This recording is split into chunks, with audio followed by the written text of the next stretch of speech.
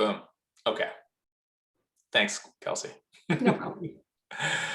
Awesome. So I'm going to have the screen kind of minimized so I can see some of my notes and stuff, guys, today. My slides, I'm going to put these in the chat right now so you guys can have them. Just give me 1 second. Boom, there you are. In case you need them, they are there. And if there's something you need, just interrupt me, please, because I might have the screen minimized and I won't be able to see all your lovely faces at certain points of this presentation.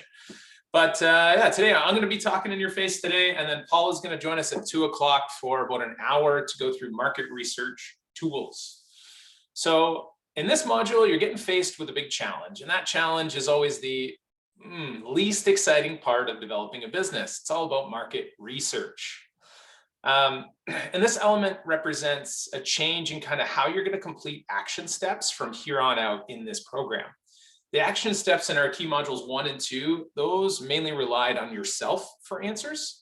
But in this module, you're going to begin to see the importance of tuning into the world around you and accessing hard data to validate decisions that thus far have been made on instinct.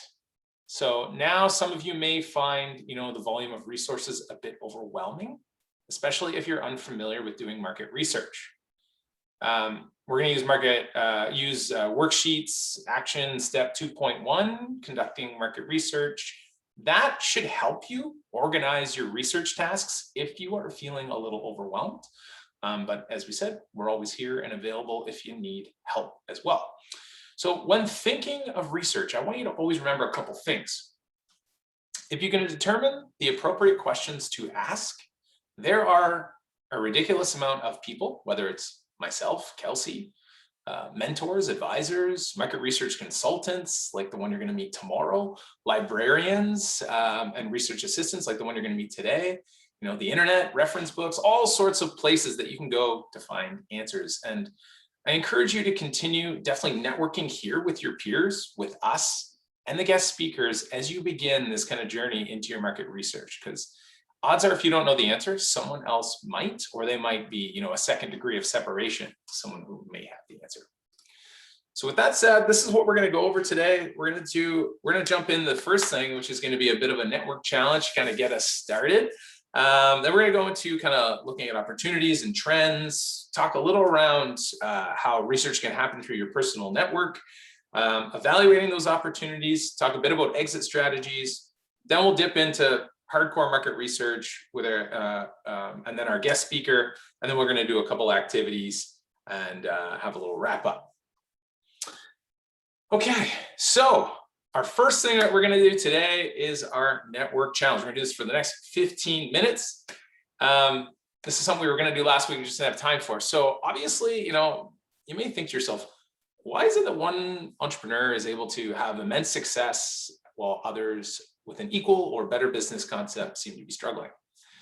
Now, there's obviously a number of reasons for this, and things that account for that difference, but some entrepreneurs can just seem lucky, but sometimes that luck comes because they develop a network of contacts with whom they share tips, information, and referrals. And that is a key component of what we're doing here today, getting you guys to connect together.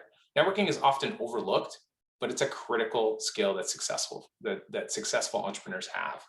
So this is a safe environment for all of you to connect. You already know that. So what we're going to do today in this challenge is you're going to collect contact information, phone numbers, emails, social media handles, website info, whatever you want to share with the others of this group. You're going to do it with as many group members as you can in the next 15 minutes. We are going to use the breakout room tool. Kelsey, are you still here right now? Can't see you. Yeah, I'm here. Do you want to do me a favor?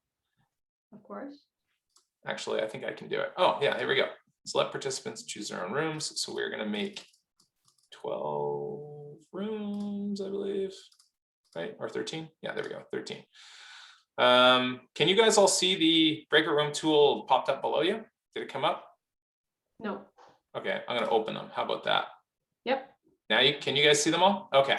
Yep, we can So the idea here is to start engaging, with your contacts. So this is a race. You're going to get 15 minutes. You're going to jump back and forth into these breakout rooms, collect these contacts, pop back in when you've got it. And, if you get in discussion, that's great too. But the idea is to get as much of this information as fast as possible and get some face-to-face time. Step 2 of this is going to be to start engaging with each of your fellow cohort members from the list that you've created in one-on-one conversations. Why not use Discord or video chat in Discord, or just connect through whatever ways you like to connect, outside of these sessions. So the idea is that you're going to engage a different person listed in your list with a one-on-one conversation, and complete that entire list. Talk about, information about yourself, about your business, about your work experience. What skills do you have? You can tell stories that illustrate who you are, share resources, that you found helpful. Just try to connect with each other. So with that said, ready, set, go. Pick who you want to jump into with first and go for it. You got 15 minutes, go.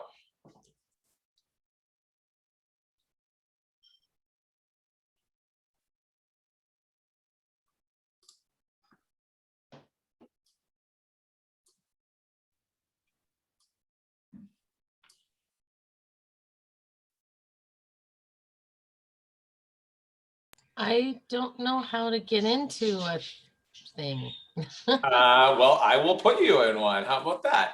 Thank you. This happened during school too. Or maybe someone can pick you. Let's see. Brooke, you don't have a room yet, right? I was just gonna enter room 4. Okay. I will put Jenny in room 4 then.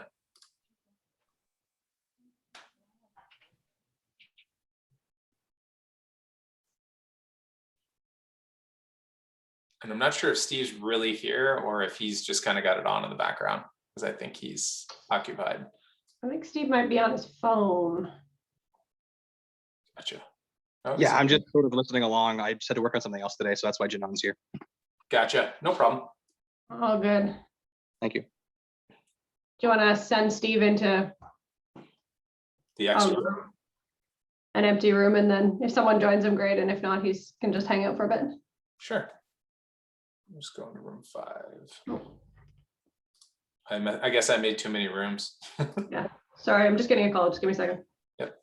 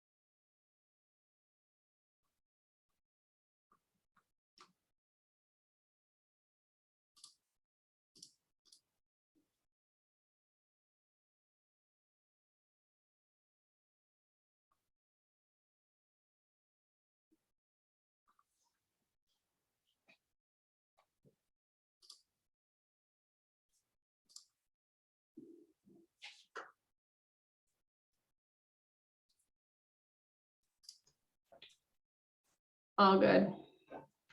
All good? All right. Have they figured out how to move themselves around? I don't know. Maybe I should find out. I'll watch them now. You're recording still, by the way, too.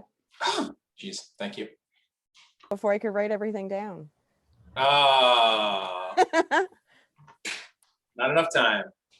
All right. Are we doing this, Kelsey? The contest? Yeah, we are. What if we have a tie though? Well, then I guess I will Lip do a sync trivia battle for your question life. for the tie. Okay. All right. I hope that was successful. Not really sure. I've never done that with breakout rooms before, but I hope it wasn't too chaotic. We're going to look for who had the most contacts collected is going to win a prize. Not me. Anyone have more than 5? 1, 2, 3, 4. So I got 7. So Ashley has 7. Cecilia, Rachel, you had your hands up.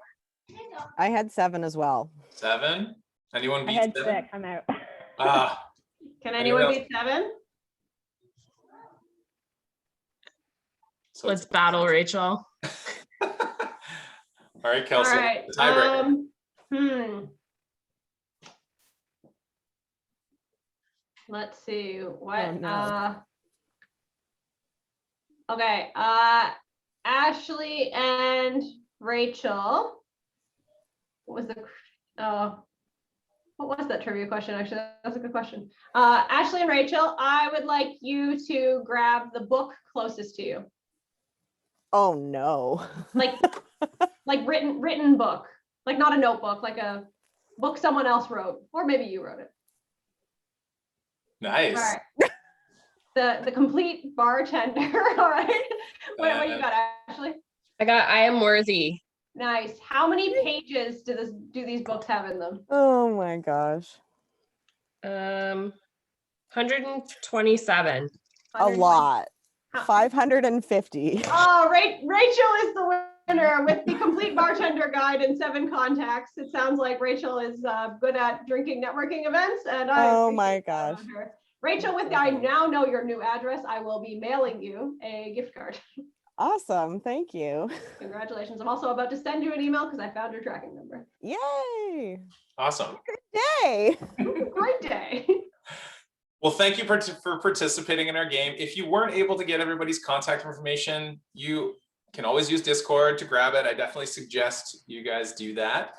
And give me 1 second. I just have to reset my screen here. Okay, come on. Okay.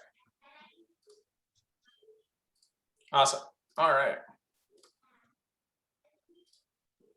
Let's get back into our discussion. I need to see your faces. I hate that it always does that. There we go. Okay. So we're going to talk a little bit about recognizing opportunities. And, a question that's on all our minds as entrepreneurs is often, is my business going to attract enough customers to be a profitable business? And how will I actually know if that's possible?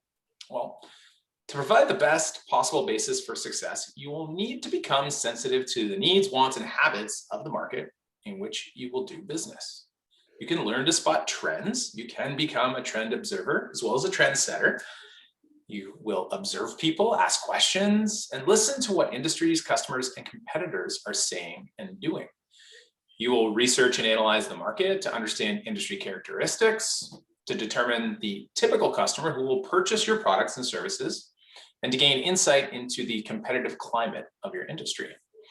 The first part of this module is designed to help you sharpen a critical entrepreneurial skill set, which is the ability to recognize opportunities and identify which are worth pursuing for business startup and growth. The second part of the module is devoted more to market research, which is appreciating the need for research, determining what research is relevant to you and your business, and knowing actually where to find it. What we are hoping to do is help you build your skills and confidence to research an industry and its market characteristics, potential competitors, and your customers as well. And you're going to analyze initial data to help confirm and or refine your business concept.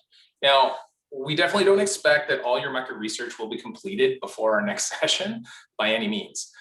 But you will use the research in later modules as a basis for many business decisions, from defining your customer profile and selecting your specific niche or target markets, to determining promotional methods and making sales projections. All right. So let's jump in a little bit into recognizing opportunities. So an entrepreneurial mindset, which is one where we continually seek and look for growth and new opportunities. So having an entrepreneurial mindset and strategies to identify and evaluate opportunities are definitely going to help you improve your business concept and capitalize on opportunities presented to you in the marketplace. Doesn't matter if you're currently in business or just starting. You have to always be looking to the world in this way. So I'm just curious, group here, how did you all come up with your business idea? Really quick, don't need a long answer, just like a couple of words. Any volunteers? How'd you come up with your idea? Rachel, go. On a road trip. On a road trip. Okay. And what did you notice that gave you the idea? Well, initially I had some ideas for travel products because I was traveling across Canada with my dogs. Obviously things have changed and not so many people are traveling, but Gotcha. that's where it started. So it was a need that you had and you noticed when you were traveling. Anybody else want to share? I just had, Sorry. Oh, go ahead, Maisie. I took my idea from another business that does the same service, but in a completely different area. And I realized there's no service in Canada that does this, and I have the experience to do it. So Perfect. Competition, great place to look, and always keep looking there as you continue to grow. One more person. I think it was Ashley, you jumped up, maybe? Yeah. Yeah. I just had people at work because I would bake all the time and bring it to work. And people just kept telling me over and over, we need to pay you to do this. So your personal network was a key part of it. That's awesome. It was huge. Yeah. Now, thank you all for sharing. Obviously, there are so many methods of identifying opportunity, and we're not talking about I've got to come up with a new business idea. That's not what we're talking about here. We're talking about inside the business. As you form and shape this into something that's efficient, there's going to be more opportunity that comes up: new product, new service, new customer, new partner, new vendor. There's always opportunity to be looking for. And we just want to highlight the different methods, whether you're, looking for growth or where you're looking for foundational elements, right? We got to figure out, where do we look? So we constantly have to be on the lookout for opportunity. We're always searching for new problems, new needs. We study industries, we study markets, we look at competition, we look at researching demographics and lifestyle and habits. We watch for trends, right? Does anyone use Google Trends? It's a pretty good research tool. And of course, we look to our personal network. That's kind of usually the first place we go and ask, what's happening. So let me jump to the next slide here. So I know what I wanted to say here. So I'm going to just show, no, I'm going to talk this first. So an entrepreneurial mindset, with that mindset, you got to constantly be looking for those opportunities to fulfill unmet market needs of your customers. And we identify these needs and gaps in the marketplace and through constant observation, reading, listening, researching, and your personal experience. For example, frustration in finding products or lack of availability or variety is a key reason why we keep continuing to grow our businesses. We look for the things our customers might be frustrated by. That usually helps us to identify new ways we can satisfy people. Actually, I'm not going to show this video because it kind of drives the point home. I'm just going to skip it. It's only a minute long anyways, but I'm going to tell you a personal story. So frustration is kind of how my first business came to be. First company I started was a summer water sports camp focused on teaching water skiing and wakeboarding. It came out of personal frustration. I got sick of having to go to camps, which were either in the States, in Florida, Texas, or up in Muskoka. I got sick of driving or flying and spending tons of money to go meet my coaches and to do any decent wakeboarding. So I built my own business for myself, really. It's very selfish, but it turned out really great. I hired coaches and I became one myself. And over the 5 years, my overhead kept creeping up. Gas got more expensive. We had a bunch of boats, extensive overhead. The employee costs kept expanding. So I had to look for more opportunity. How can I make this better? How can I make this more efficient? This turned into pivoting and partnering and creating a new business, which was a cable wakeboarding park, which for all intents and purposes is basically water sports, no boat. It's an environmentally friendly way to do it.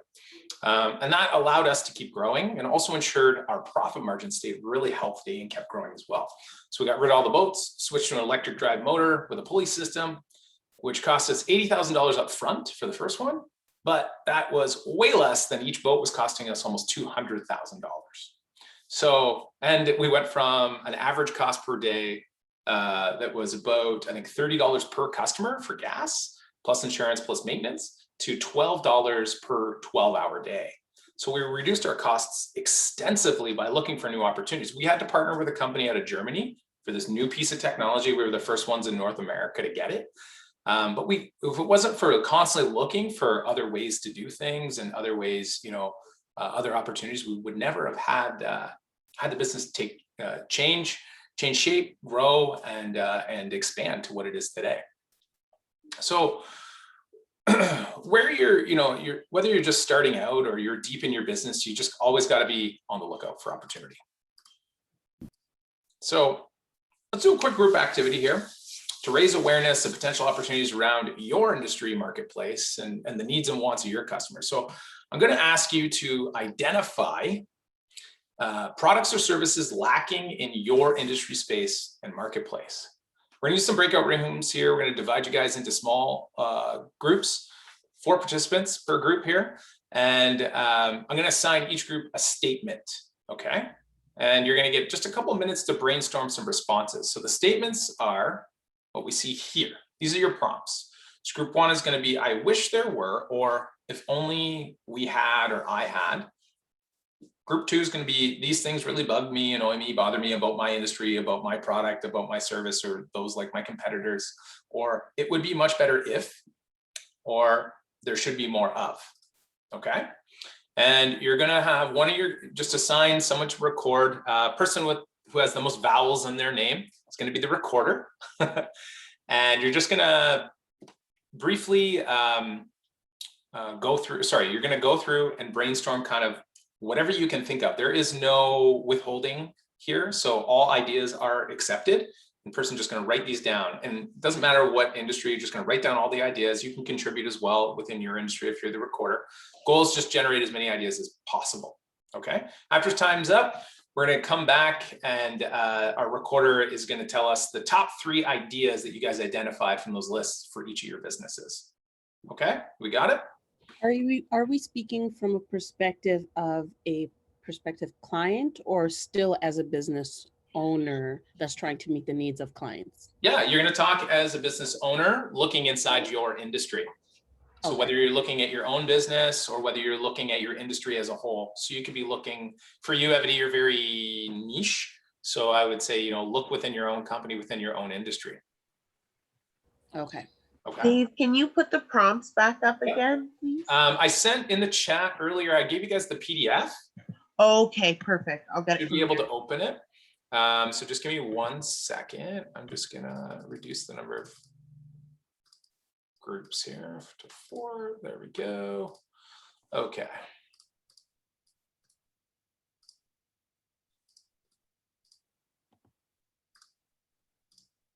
Just assigning you guys, sorry. Okay. Is everybody ready? We're all good. Here's the prompts. Okay, so group 1, Abby, Ashley, Brittany, Brooke, you guys are going to be prompt number 1. I wish there were, or if only we had a. Group 2 is Cecilia, Evity, Jenny, and Josh. You guys are, these things really bug me. Oh shoot, I put too many people in these groups. Sorry, I'm gonna, I can't count today, guys. Let me recreate them. We're gonna go to 4 groups of 3. Okay, let me try one more time. 1, 2, 3. Can tell I don't use breakout rooms very often. 1, 2, 3. 1, 2, 3. Okay. Got it. Okay. Group 1, Abby, Ashley, Brittany. Prompt number 2 in group 2 is Brooke, Cecilia, and Evity. Prompt number 3 is Jenny, Josh, and Maisie. And prompt number 4 is Rachel, Janan, and Tracy. All good? Okay, we got 5 minutes. We'll see you all very soon.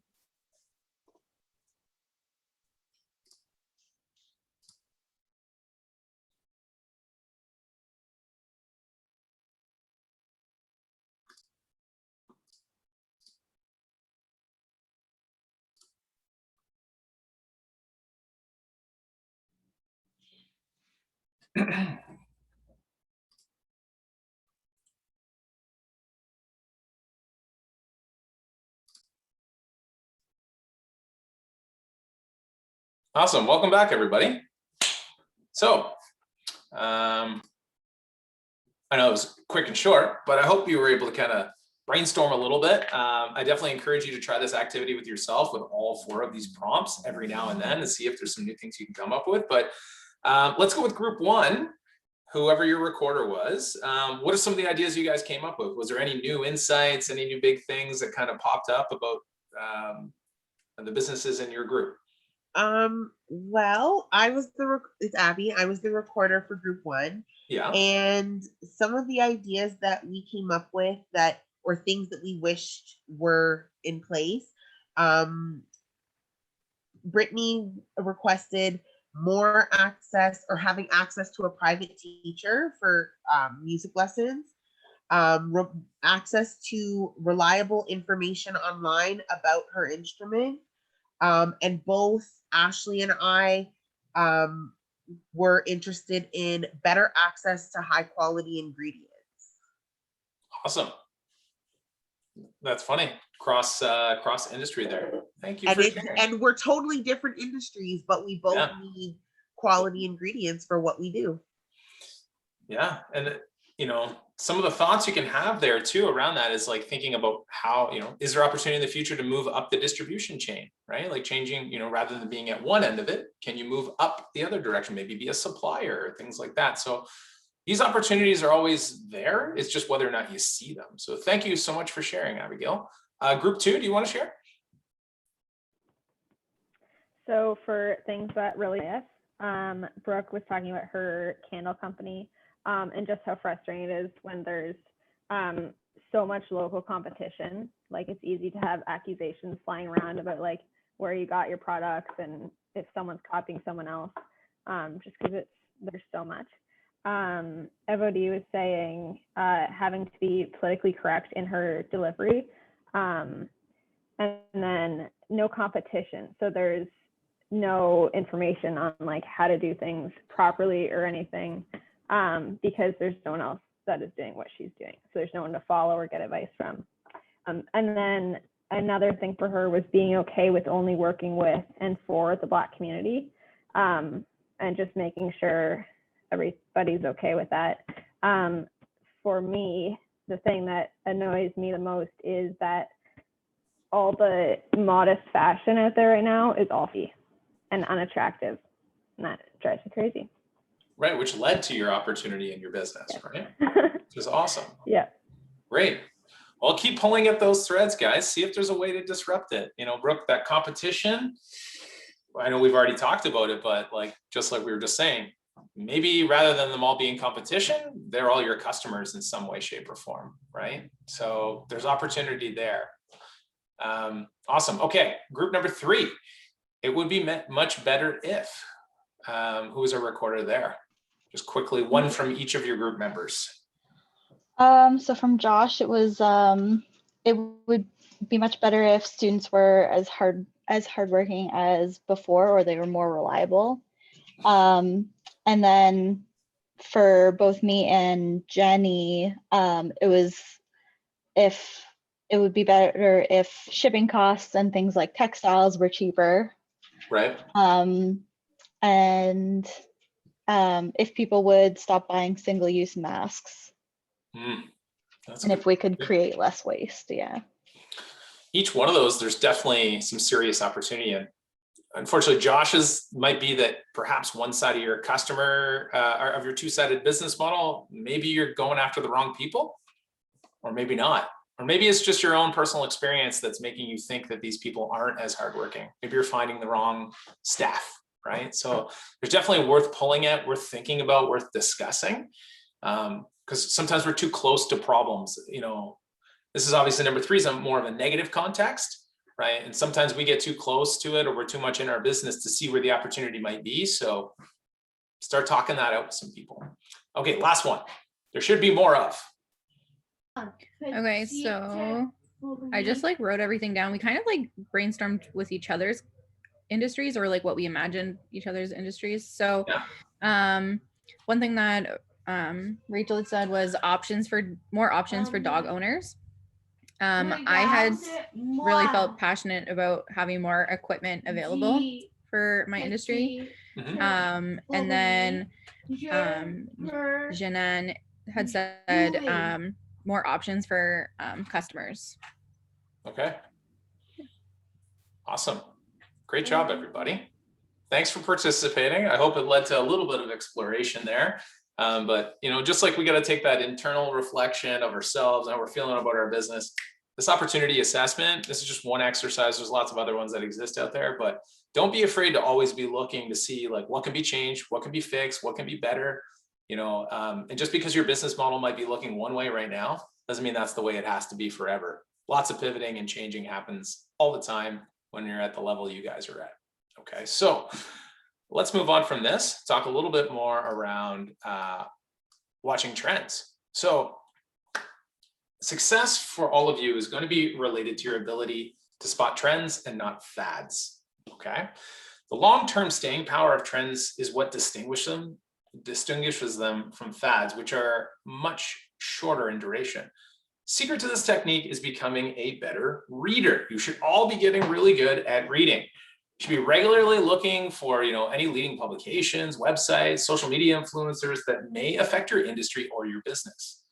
This could be, the typical publications or trade association sites, that you'd go to for higher level information, but, it can be newspapers, business magazines.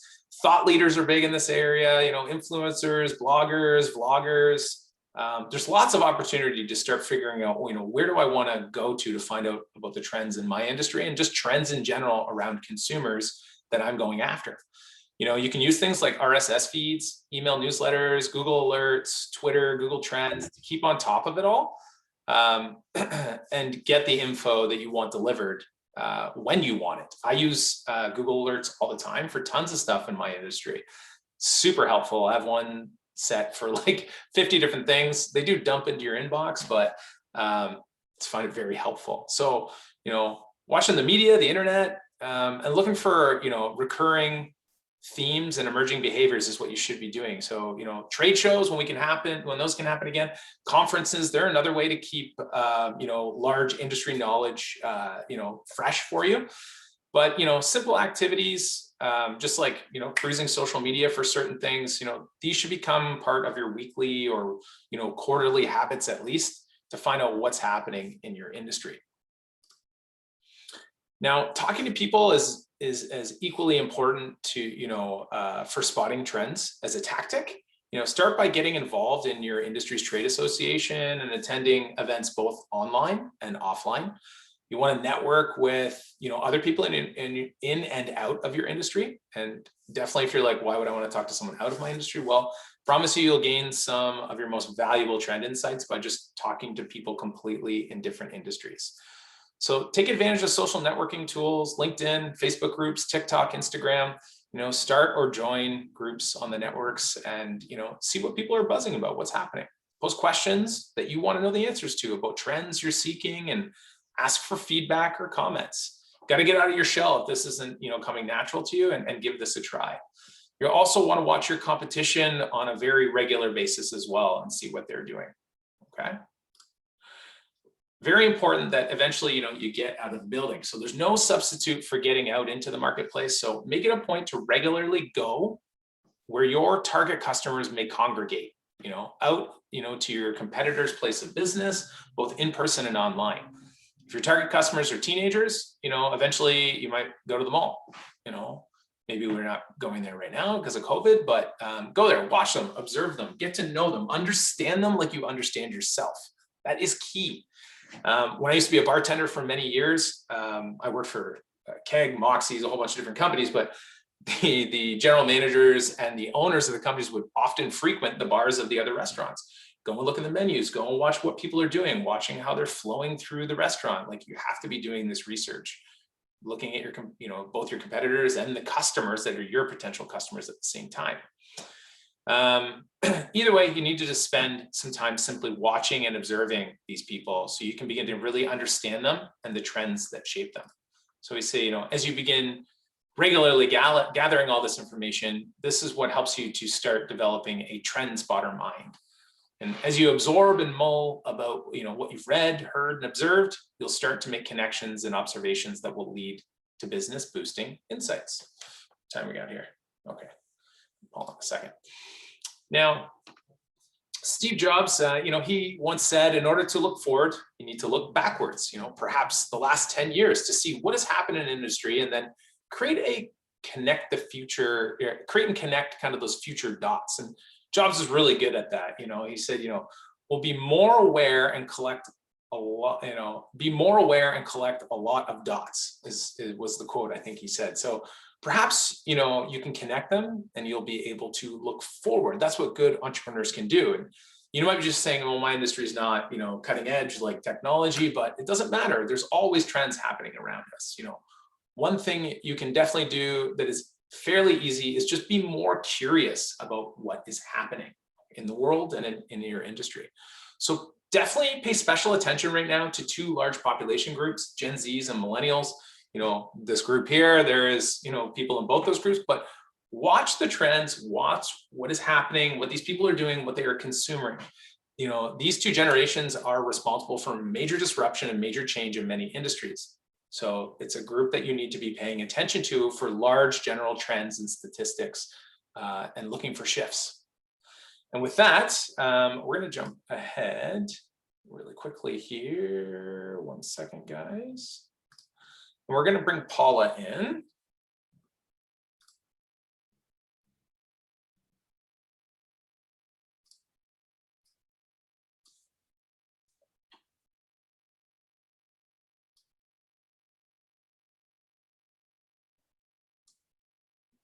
Hi, Paula. Hi, everyone. How are you today? I'm good. How are you? Not too bad, not too bad. Everybody give Paula a nice wave. Hello. Thank you for joining us. We really appreciate it. Yeah, I'm happy to talk to everybody today about what we have to offer.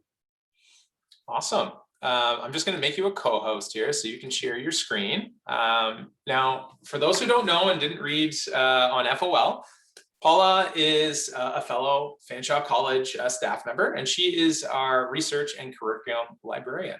And she's going to be running a workshop today around market research tools, resources, and tips. You've been with the college 7 years, right, Paula? Yes. Yeah, and you worked as part-time instructor and as a data specialist at the library. Paula has a very interesting background in anthropology, which is fascinating. I love anthropology, as well as library and information science. And I know there's a lot of dog lovers here, but when she's not working, Paula says you can often find her hiking, reading, and hanging out with her pugs, which is awesome. Now, I find that if you have any troubles with this, I'm going to dip out for a second to grab some lunch, but I will be back in about 2 minutes. If you need anything from me, Kelsey is also here and Jenny is also here as well as participants. So if there's anything you need from us, let us know and we'll be here, but my camera might be off for the next few minutes. Okay, Paul? Perfect. I got you, Paula, if you have any tech questions. Awesome. Awesome. Great. Well, with that, take it away and thank you for joining us.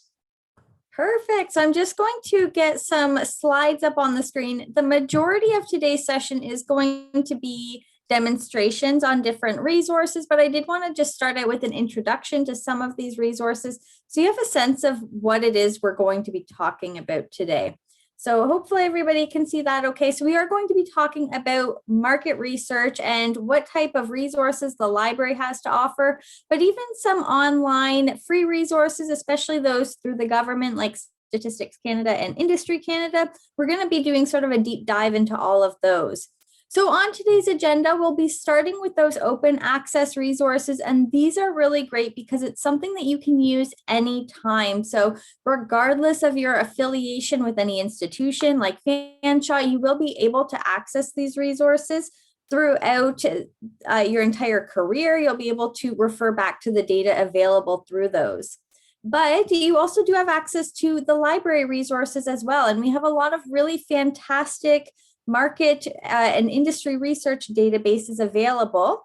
In particular, we'll be talking about IBIS World Statista, Simply Analytics, and LinkedIn Learning today. So I'll review all of those and how they can be used effectively to help you find information.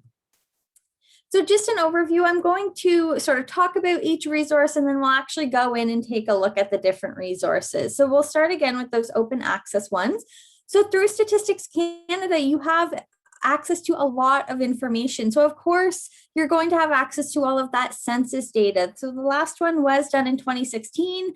If you're like myself, you may have gotten the most recent 2021 census in the mail and had to fill that out. So the next one is coming. It usually takes about a year or so to process the data, but slowly over the next year, you're going to start to see some of that updated data be released.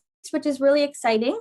But for the time being, we do have access to the 2016 census data.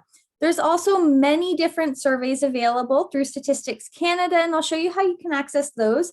Some of the really popular ones include the Survey of Household Spending, which really summarizes how a household is spending their budget, what exactly is money going to in a particular household budget, as well as the Canadian Community Health Survey, another really popular one.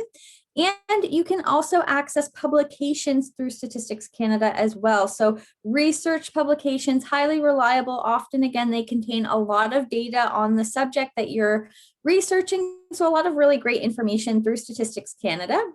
So I am going to be going into the census profile today, just to show you how to access it if it's something that you haven't done before. It is pretty easy to use once you've done it a couple of times. It will feel fairly intuitive. The important thing to really note, and something that might be a little bit of a learning curve, is that you have to use Statistics Canada's geographic classification system. And we can see some examples here. We've got the census subdivision as well as the census metropolitan area. And it goes down even further than that. So when we get to Statistics Canada, as well as some of even the library resources like Simply Analytics, you're going to see these terms being used over and over again. Terms like census tract and dissemination area. So when it comes to your research, you will want to have a fairly good idea of what kind of a population you're looking for. If it's a larger population like a city, then you may want the CMA for London. So for example, the CMA for London is a little bit bigger than the city limits that we normally think of. It includes a lot of the smaller surrounding areas as well.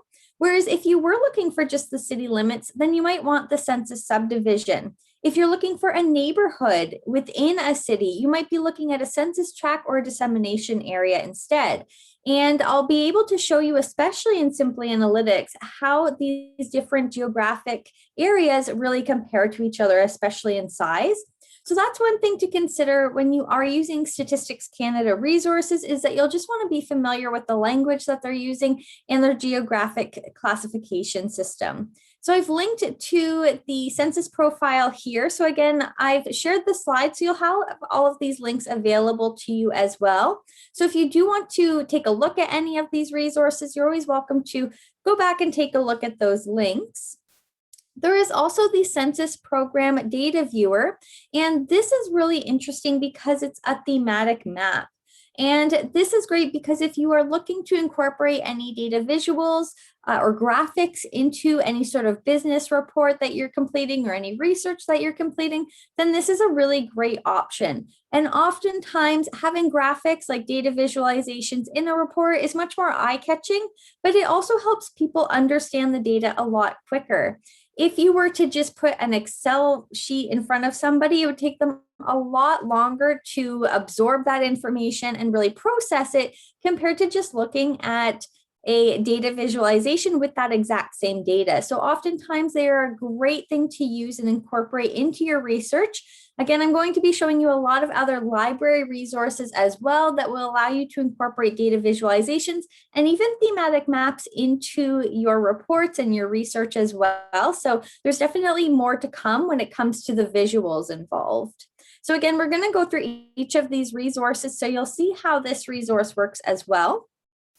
So in addition to Statistics Canada, you also have access to all of the data available through Innovation, Science and Economic Development Canada, which most people commonly think of as Industry Canada. So even if you just Google Industry Canada, it's going to take you to this government website here.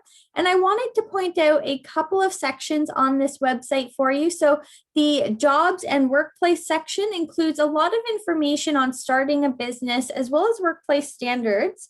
But you can also access through the business and industry section, business intelligence. So a lot of data on specific industries, for example, you'll be able to find that information usually for the province, but also nationally as well.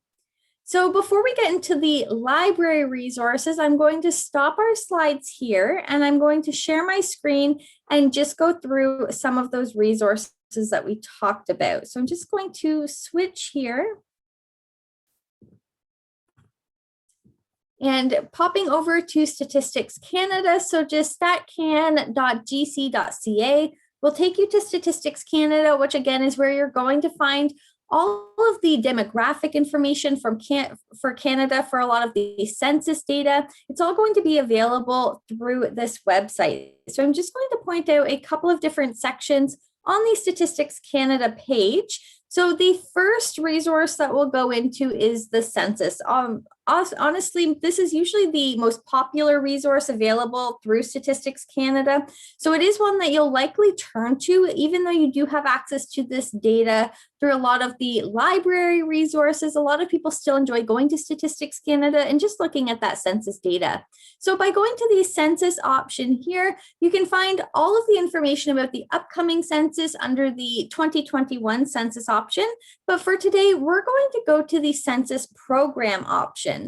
And here, if we scroll down a bit, we'll find access to different resources. So this search box here is kind of like a quick search option. So you can type in London, for example, and it would then take you to the London profile. So if all you're looking for is just the census data, then that is a great option. However, I'm going to scroll down just a little bit further so that we can see more options available to us. So we're going to go into the data products option. And here's where we'll find some of those resources that we discussed when we were talking about Statistics Canada. So the first is the census profile, but we also have that census program data viewer option in this list as well. So I'm just going to click on the census profile. And again, we'll see that very similar search box to what we saw in that kind of quick search box on the previous page. And here you can type in what your location is that you're researching. So if you're looking for a specific population when it comes to marketing a certain service or product, you can start with the location. And that could be a city name, it could be a postal code, or you may have the geographic code that was created by Statistics Canada. So we're going to search with a location name today. So we're just going to use London. And as I search, you'll see that we have the different geographic areas on this list. So there are quite a few of options to choose from. And again, you'll want to kind of get a good idea of which option fits best with what you're looking for. So again, the census subdivision is often what we think of when we think of London. It's the city limits. And you'll be able to take a look at the map just by selecting that option here. So depending if you're looking for a smaller population or a larger population, you'll be able to pick the best one for you. I'm going to go with the CMA for a larger population for this particular demonstration. And then now we'll be able to see all of the census data for this particular population. So we'll be able to see all the information on population, age, income, household breakdown. The census contains a lot of detail. And as you can see, it goes on and on and on, especially the language sections. They break it down very thoroughly to show what exactly the demographic within London looks like. So you're able to see very specific information about the population. However, not all of those variables may be valuable or of interest to you in your project. So keep in mind, instead of going all the way through those details, you can also select the section that you would like to focus on. So for example, if you were really focused on income, for example, you could select the income option, and then it would narrow down to only show you that income data. So it's a nice way to really focus on what you're looking for without feeling overwhelmed by taking in all of the data that the census has to offer. So it's a nice trick to sort of figure out what you need and remove what you don't need. And you can always edit the locations, for example. So here it is comparing London to Ontario, but you can change that geography if you wanted to maybe see a comparison between Canada or another city, for example. You are able to make those comparisons. And again, we have library resources that do very similar features as well that you can always take advantage of. So that's an overview of the census data. So just going back to the data products section, I'm just going to show the census program data viewer, which is that more interactive, a little bit more data visualization heavy resource. So this one is a little bit, it does take a little bit more learning sort of to get the hang of how to use this product compared to the census. But again, you can create some really interesting data visualizations when it comes to helping support your research. So you'll want to typically start with this I want to button, and you might start with a place. Again, we can use London as our example. And again, it's going to give us those same geographies to look at. So I'm just going to select the CMA again. And we can search that. And now it's going to focus on the London CMA. So as I mentioned before, the London CMA is a little bit larger than the London city limits that we typically think of. So you can see it does include a lot of the surrounding area here. But basically, you're just going to keep adding layers to this graphic. So for example, you can select an indicator.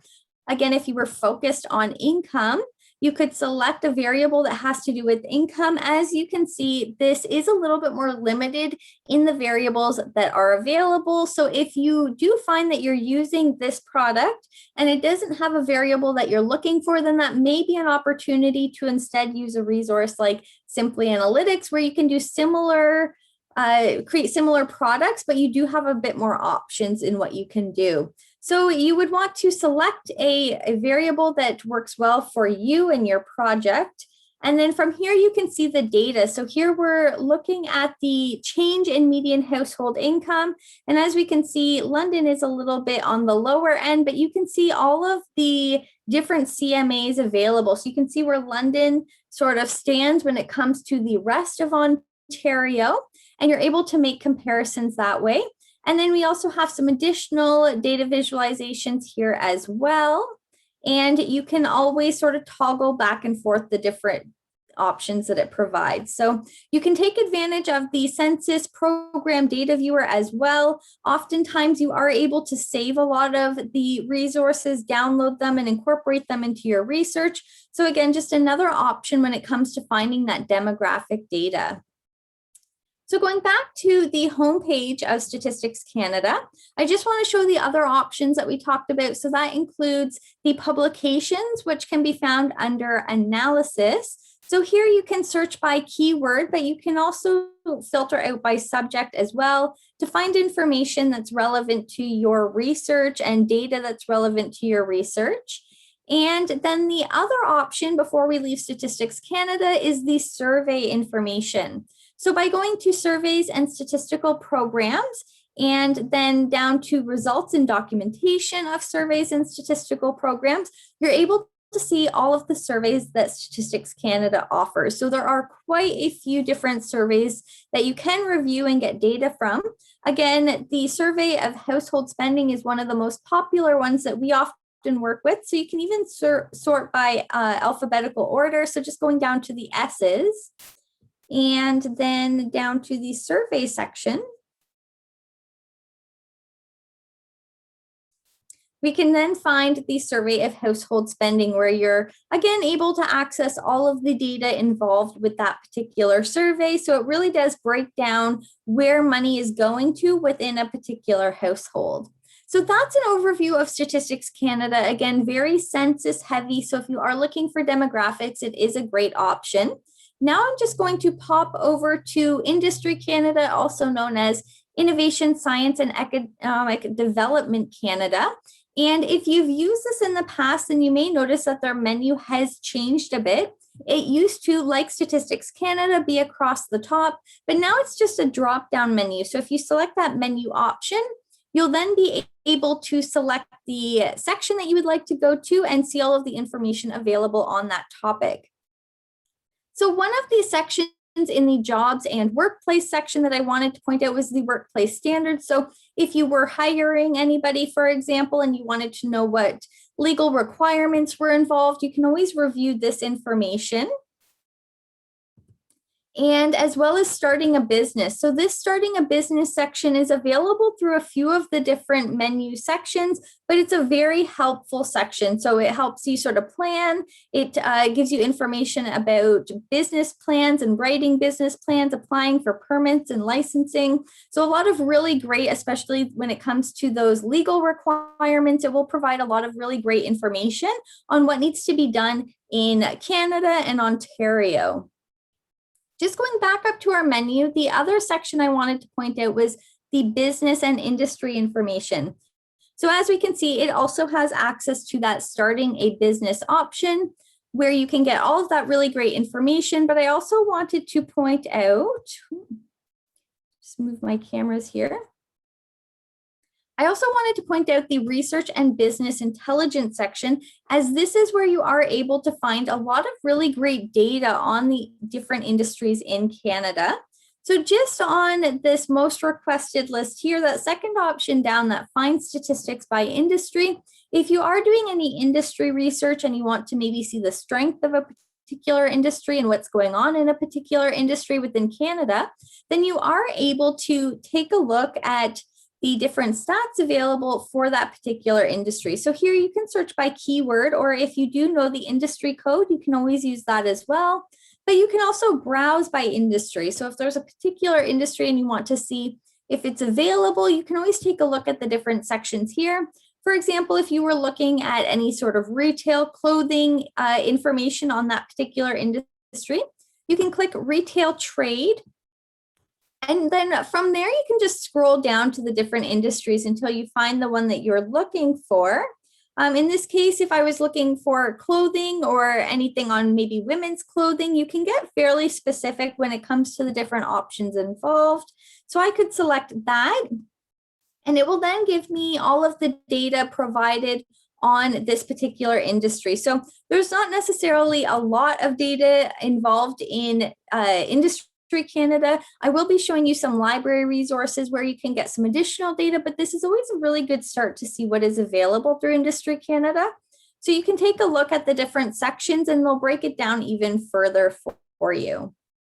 So another great place to get information on a specific industry, and the great thing about Statistics Canada and Industry Canada is that these resources are open access. So they're always going to be free for you to go on to and access this information. So I'm just going to pop back over to these slides and we'll talk a little bit about the library resources and what's available through the library. So here we have the Library Learning Commons and our website, which will take you to all of our digital resources as well. There's a few different sections that I'm going to focus on today. We'll be going into the research and learn section to take a look at research guides, but we'll also be going into the books and digital resources section to take a look at some of the databases available for a particular program.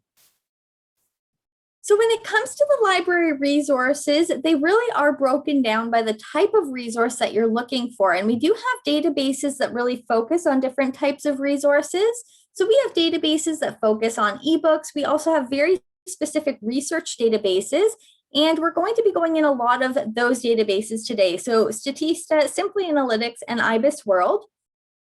We also have databases on online streaming videos, and one of the most popular ones that we have for online streaming videos would be LinkedIn Learning. And LinkedIn Learning is a fantastic resource when it comes to learning and taking courses on really applicable skills. So really practical skills, really hands-on skills. You can learn a lot of information that can help you when it comes to starting a business, or maybe even just a new skill to help you maybe market a particular business or service. LinkedIn Learning has a wide variety of courses available that allow you to really learn these skills. And I'll talk a little bit more about the different options available and how that can really be taken advantage of.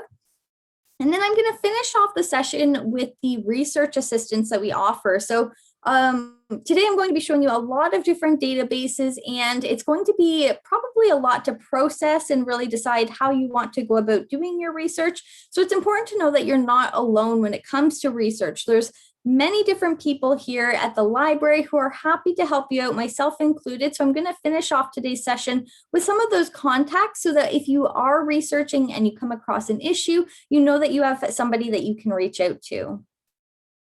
So when it comes to the library, we do have research guides for all of the programs at Fanshawe, and the entrepreneurship program in particular may be relevant to the research that you're doing, as a lot of the skills learned in the entrepreneurship program will be applicable to starting your own business and the research that you're going to be doing to help you when it comes to really making your business flourish. So I will be showing you the entrepreneurship guide and some of the resources that we've pulled and curated for that particular guide. In addition to that, I'm going to be doing a demonstration of IBIS World. This is one of our newest databases, and we're really excited about it because it provides some really in-depth and detailed reports on the industries within Canada. So we're very excited to have that available at the library, and I'm excited to show it to you today, just so you can see really how many reports we have available on the different industries. I'm also going to go into Statista and show you the different sections of Statista and how it can be used. This is another one of those really data visualization heavy databases. So if you are looking for those little extra tidbits to add into any business reports or to help you with your research, these visuals will really help people understand data and process it a little bit quicker than if you were using something like an Excel file, for example. And it really does have a wide variety of information available. So oftentimes you'll be surprised by the topics that are included in Statista. I'm also going to do a demonstration of Simply Analytics, and this is typically the database that gets our marketing students the most excited, and this is because it provides information on consumer behavior and how to market to certain people. So it's another really interesting one. This is the one that has a lot of those thematic maps. You're able to really customize a map, see where certain people live within a location. You're able to get a really good idea about the demographics within a particular location. You're able to create business reports. So if you are looking for competitors, for example, you're able to see where they are located within a certain area. And you're able to create custom data tables as well. And of course, it does contain that consumer behavior information. And if you've ever tried to find consumer behavior information on your own, then you know that it's a really tough thing to nail down. It's a very tough data set to find, especially open access online. So we do have that available through Simply Analytics that you can always access instead. The one sort of catch with Simply Analytics is that we have 10 seats available. So this means that 10 people can be using it at one time. So if you are trying to use Simply Analytics and you do find that you're not able to log in, sometimes it just takes about 10 to 20 minutes to have one of those seats free up, and then you're able to log in and complete all of the reports that you need to do. But again, I'll go through that in more detail when we do our demonstration. And then we'll be finishing up the demonstrations with LinkedIn Learning. So LinkedIn Learning, again, has a lot of really great educational videos on a wide variety of topics. So I'll show you how you can access all of these. And keep in mind, when you do complete a course in LinkedIn Learning, that is something that you can connect to your LinkedIn profile. So as people are looking at your LinkedIn profile, they will see that you've got this extended interaction and education in that particular topic. So it's a really great way to also market the skills that you've gained through this product. And then I'll be finishing off with research assistance. But before we get there, I'm just going to share my screen again and go to the library website. So this is just fanshawelibrary.com, and that will take you to the library website where you can access all of our digital resources. So there's a few different things I'm going to go through today and just show you all of the different ways you can access information. So the very first search box that we have on the home page is the multi-search. And this is a really great option if you are looking for research articles, for example, to support your research. Then I would definitely recommend the multi-search. It searches all of our EBSCO resources, meaning that you're searching multiple databases at once. So it will be saving you some time as you are able to search all of those databases instead of going into individual databases.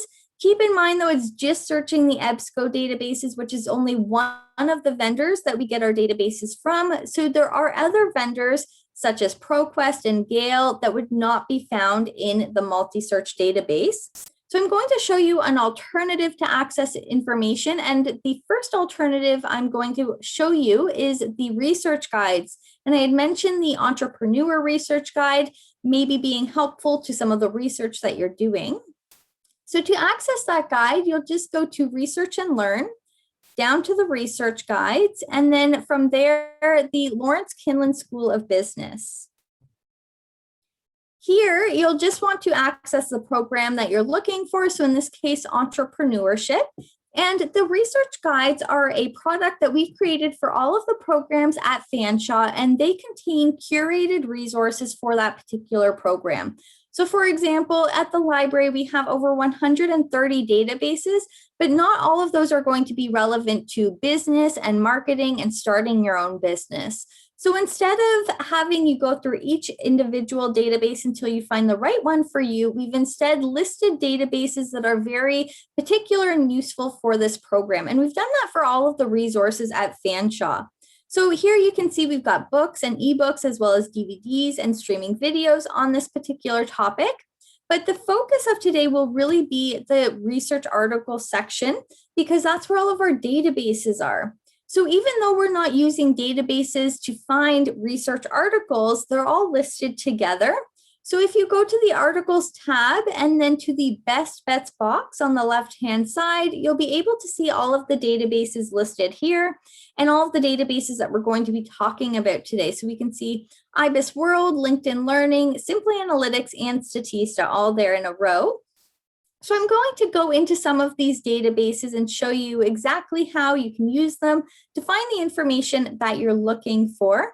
And then we'll finish up with some of the other resources the library has to offer and the services that we offer.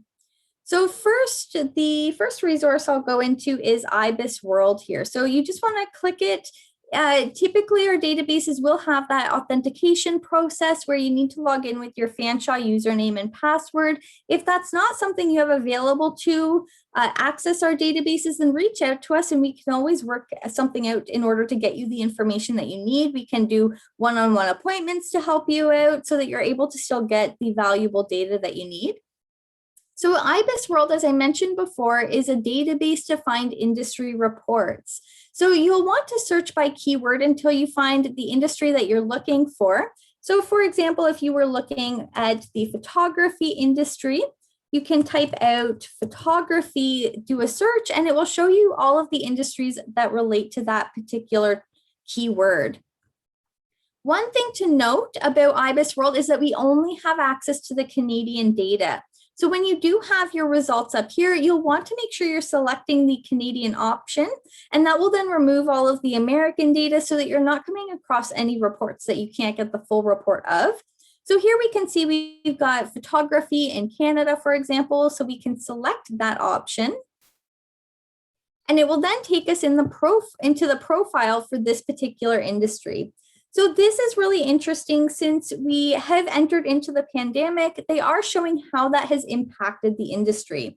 So you are able to get a report on how the industry is maybe coping with COVID-19, how it's changed with COVID-19, which is really interesting because a lot of businesses have been really impacted by the changes that have gone on over the last year and a half.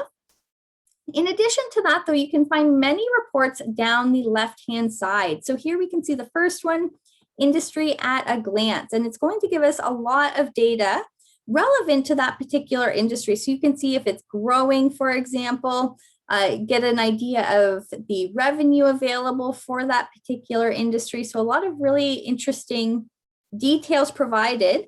And not only that, the reports are really aesthetically pleasing as well. They're very well put together and presented. So if you wanted to incorporate some of this information into your own reports, you would be able to do so.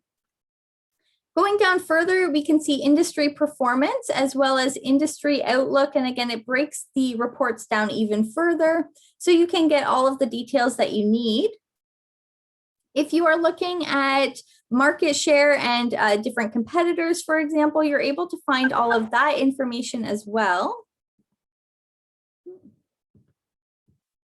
So just scrolling down, you'll be able to find all of the different reports that you're interested in locating. So a lot of really great information that you can take advantage of in this particular database. So you'll just want to search by keyword, and then from there, identify the industry that works best for your topic. And then keep in mind that we only have access to the Canadian data. So that's IBIS World, very easy to use. For the most part, it's just a keyword search to find the industry that works best for you. So going back into our research guide, I'm just going to now pop over to Statista, which is another data visualization program. So very much like the census program that allows us to see the map, and it had those little graphics. This one also has a lot of data tables, for example, to break down data. And there's a couple of different areas within Statista that I really want to point out. So the first is that you can do a keyword search. So for example, if you were doing a keyword search for something like face masks and the use of face masks, you could do a search for that, and it will then bring up all of the relevant data on that particular topic. Here you can review the list, and you can also set the focus as Canada or another geography as if you'd like. And you can also filter by date and geography down below as well. So if you wanted to filter out anything that wasn't Canadian, for example, you would be able to do so. You'll notice here that there are different icons, and you can always see the legend available on the left side here. So we've got data visualizations in statistics, but we also have larger dossier reports, for example, where you can get a lot more information. So clicking on one of the data visualizations here, I'm able to see, so for example, this one was done a year ago, and it was a projection of face masks over the next 12 months. So kind of taking us up to right now. And we can see Ontario by far has much more demand. So you're able to get a lot of information from these data visualizations. Of course, this doesn't tell the full story though, but you can always find the link to where this data visualization came from. So we can find the original report, which will likely lead us to more data on this particular subject. So a lot of really great data. And again, data makes it really easy for the reader to process that information. It allows them to get a lot of meaning from a small graphic as opposed to having to review a large data report. So a really great tool to use. Again, you can access many different dossiers and data visualizations. Another thing I want to highlight though is the outlooks and reports up here as well. So you can find a lot of information on consumer market outlooks as well as industry outlooks. So you can always click on the option that you're looking for, and then it will break it down by the product or the service that you're offering. So you can always select one that again works well for your particular topic, and that from there you can break it down even further. So for example, if you click on the first one, you'll just be able to really go down and narrow it down by the market as well as the location. So we'll just give this a moment to load here. So here we can select the market. So again, you can click through and see the different options available in the market. So if you were interested in dairy products, for example, you can confirm that selection, and you can also select the geographic region that you're interested in as well. So instead of worldwide, instead of looking at the global data, you can always narrow it down to Canadian data instead. So a lot of really interesting information available through Statista. I highly recommend that you take some time to explore what it has to offer. Oftentimes you'll be surprised by the different topics it has included in the different reports that it offers. So now I'm going to go to Simply Analytics. This is definitely the most complicated database that I'm going to show today. And I'm going to sort of walk you through some of the different things that you can do. So the first thing to know is that you can create your own account, and this will allow you to save all of your work as you go. So I'm just going to log into my own account here. And once you're in, you can create geographic maps that are thematic and show a specific demographic or topic, for example, but you can also get that consumer behavior. So typically, you'll start with a map like this. So it's very easy to begin a new project. You can select that new project button, and then from there, you can select the location that you would like to research. Very similar to Statistics Canada, it's going to give you those exact same geography options. So you'll just want to select the one that works best for you. It will then try to get you started with variables. Keep in mind, you don't have to keep these variables throughout the entire project. You can always edit them as you go. And from here, it will then create a map of London. So right now we're on the basic population, which is a little boring, but we can change it to the income, for example. And as we start to zoom in, we'll start to see a breakdown of the city of London. So here we can see that when it comes to income, the darker the red, the higher the income for that particular area. And you can map many different variables when it comes to Simply Analytics. All of the categories are provided on the right-hand side here. So if you're looking for a particular age, income, education, anything along the lines, very similar to what you can find in the census, for example, you are able to break it down even further. So if you're very particular about the age group that you're looking at, you can select that category, and it's going to give you all of the options that you can map to the Simply Analytics map. So here, if we were interested in the 20 to 24 age group, you can select that. And as soon as you see that little check mark, that means that that variable has been added to your project. So by going back to our map, we can now toggle back and forth between the different variables that we're using. So a really interesting way to see where particular people live within a certain location. So again, if there are any demographics that you're really focused on or you feel would be valuable for your business and your research, you can always map those to a particular location. In addition to the maps, there are a few other things that you can do. So one of the few things you can do is by mapping businesses. So just going to the business option here, if you have a business and you're looking for maybe competitors, or if you'd like to see if a certain area is maybe oversaturated with those types of businesses, then you can always search them to see whereabouts they're located. So for example, we'll do a pet supply store, for example. So you can type in pet store, and it will then show you all of the locations where pet stores are located in London. So it's not going to be 100% perfect as far as the data that they've gathered. However, it will give you a pretty good idea of the locations in that area and whether or not you could support another business in a particular area. You can then click on it and it will show you the different businesses that it's referring to. And as soon as you map those businesses, you're also able to get a business report available on the right side here. So we can get businesses for all of London. However, if you go to your map, if there's a particular location that you're interested in, for example, we have this census tract here, and I mentioned census tracts as being almost like little neighborhoods within an area.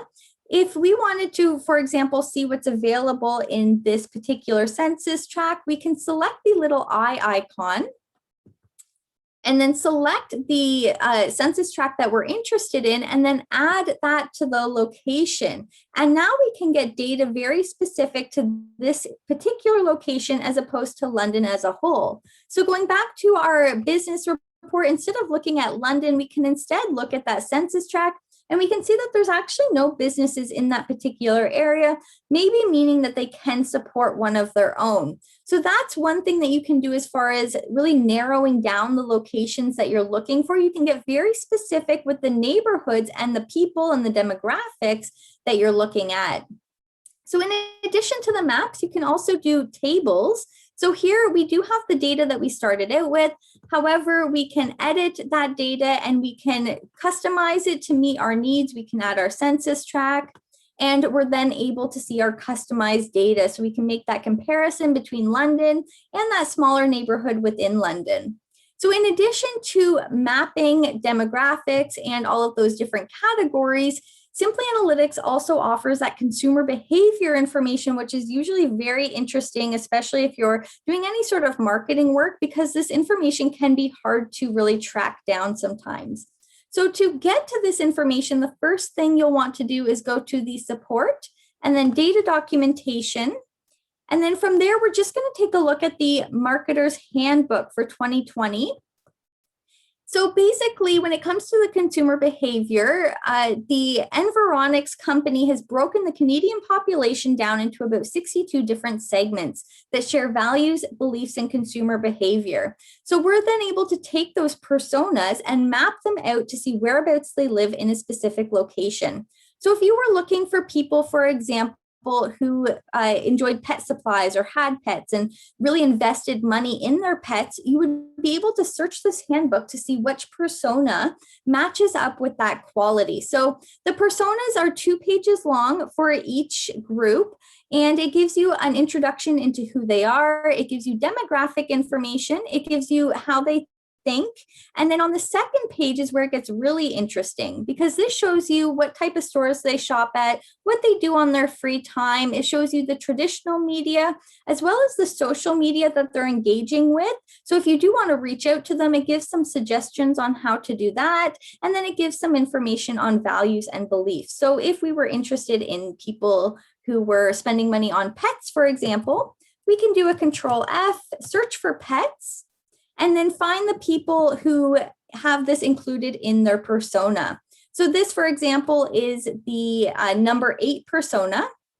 So going back to Simply Analytics, we can then map out these groups. So by going into data folder, instead of category, we can scroll down to the Prism data. And I know this is a lot of steps, so I often recommend that if Simply Analytics is something that you want to become really familiar with, then definitely feel free to reach out to me and we can do one-on-one sessions to help you work through Simply Analytics. From there, you'll go into segments and then households, and we'll be able to see all of those segments that we saw in the handbook. So I'm just going to select a few of them. You'll have the option between the percentage as well as the number. And then by going back to the map, we can see whereabouts these groups live. So we can see it's been added to our table here. So we can also make those comparisons between London and our census tract, seeing that our census tract here contains Boomer Bliss as the largest group. By going back to our map, we can also map this information so we can see whereabouts Boomer Bliss, for example, lives versus other areas within London. So we can see that they really are in the North End as well as in the West End. And you can again toggle back and forth between the different groups available. So by using a combination of that marketer's handbook and then mapping those groups, you're able to see where very specific locations and very specific types of people live within London. So it's a really great tool to track down any potential target markets, any potential customers for a service or product. So that is an overview of Simply Analytics. And I know that probably felt like a lot of information being thrown at you at once. But again, if you do have any questions and you'd like to become really fluent in using Simply Analytics, don't hesitate to reach out. We can sit down one-on-one and work on any projects that you've got on the go. So the last resource I want to finish off with today is the LinkedIn Learning resource. And again, this is a great resource when it comes to accessing courses to really help you out with some of those skills that are going to help you really bring your business to the next level. So for example, if you were interested in learning more about Excel because you needed it to track data that you were collecting or anything like that, you can access a lot of courses on Excel. So there's almost 200 courses available on Excel that you can take, and then that would be added to your LinkedIn profile as well to show that that's something that you invested time in and are now a little bit more of an expert in as well. If you were looking on information for marketing, market research, for example, digital marketing, there's a wide variety of topics and courses available to you that you can take advantage of. And they really do range in time. You'll see some are 8 hours long, whereas others are maybe 2 hours or an hour long. So you can really customize it, find one that works well for you, and then that will help you learn a new skill. So really fantastic resource when it comes to learning a skill, but then also advertising that that's something that you've invested time in and are now an expert in through your LinkedIn profile. So that is a bit of an overview on some of the library resources that we have to offer. I'm just going to finish up with some of the supports that we offer through the library as well. So we are available virtually, even though our physical space is closed right now. We are helping students and researchers like yourselves as much as possible. So if you're researching and you do come across any issues, don't hesitate to reach out. I've included my email. So you're always welcome to send me any questions that you have, or if you're curious on how to use specific resources, I'm always happy to help out with that. We also have outreach services who are available to sit down with you one-on-one and work through any research questions that you might have. So if you are doing market research, and again, you want to maybe sit down and work through a specific database, you can also reach out to outreach services. And we also have Ask On, which is a virtual chat service. So just going back to the library website here, I'll point out where you can access some of these resources. So just on the homepage here, for Ask On, you don't need to log in or anything. Anybody can go on and ask a question through Ask On. So by clicking on Ask On, you're able to talk to a library staff member. So if you do have a question about a database, for example, and it's a quick question and you don't feel like you really need to meet with somebody, you can always pop on to Ask On and ask us there. If you do want to book an appointment, though, just the option right under that, book a student research appointment, you're able to meet with one of the outreach specialists or myself, and we can always meet with you through Zoom one-on-one and walk through any research questions that you have. So a lot of support available for those who are researching. We're always happy to answer any questions that you may have. Regardless of who you go to, we'll be happy to sit down with you and really work through your research process with you. So I'm just going to go back to the slides here. And I wanted to leave time for questions because I knew that it would be a lot of information at once. So if you do have any questions about any of the resources that we talked about, any of the services that we talked about, then definitely please let me know. It was a lot of information between the open access resources and the library resources. So again, just know that the library is always here to support you if you do have any issues come up.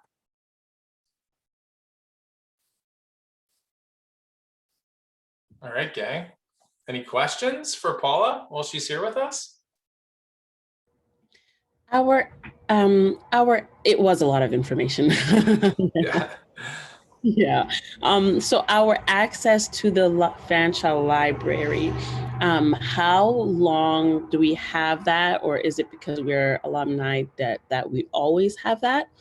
Just because I know that was like I'm just going to look over the slides and ask a lot of questions later on because that was a lot of new information because I don't look at this kind of statistics and this kind of actual numbers. So it's interesting to see all of the different ways that I can gather data. That was crazy. But how long do we have access to the Fanshawe Library? So the access will depend on your status. So if you are alumni, the authentication access typically will end fairly recently, usually like a few weeks after you've finished as a student, but that doesn't mean that you're not able to work with us and access some of the data available to you. So if you aren't able to sign into a certain product, let us know. We can either get guest signage for some of the different resources. And if we aren't able to get that guest sign-on access, then we can meet with you one-on-one and help you get that information that you need. So we can have an appointment, work through the different project that you're working on and help you get those reports that you need so that you are able to benefit from that information. Thank you. Can I just add something to that really quick, Paula? Yeah. So I know some of you've probably been told if you've heard other presentations about that, it ends when you end your time at Fanshawe. And the library has been really great to be supportive of you, especially while you're in Leap-In, whether you're an alumni or current student. It might be that you have to be sitting there right with Paula when it happens, but especially for those of you that are a couple of years out, definitely take advantage of that because sometimes it's hard to find that kind of data. So follow up with Paula for sure. Josh, your question? Yeah, this is kind of a question for Dave. Do you actively post these recordings? Yeah, they're already on FOL. Okay, okay. So I'll be able to go back and re-see this whole presentation. Before Okay, the end of the day, these are all up. There's a YouTube playlist too. You can save the playlist, but they're all on FOL, the individual videos, and then it links you out to our playlist. That's private, it's unlisted. So don't worry, your faces aren't all out there either.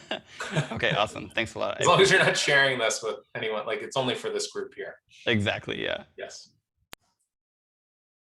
Yeah, I know that's a lot of information to go through, guys. So I'm sure going back and watching Paula go through some, like even I've been on Simple Analytics probably about 10 times, and it's still like, I was like, oh, I can't remember how to do half that stuff. So yeah, so she's fast. She's Yeah, it's not the most intuitive database. Definitely, it does have a bit of a learning curve, and it's hard to sort of go through every little tiny thing that it can do, but it's a powerful database. So if you want to learn more about it, definitely feel free to reach out.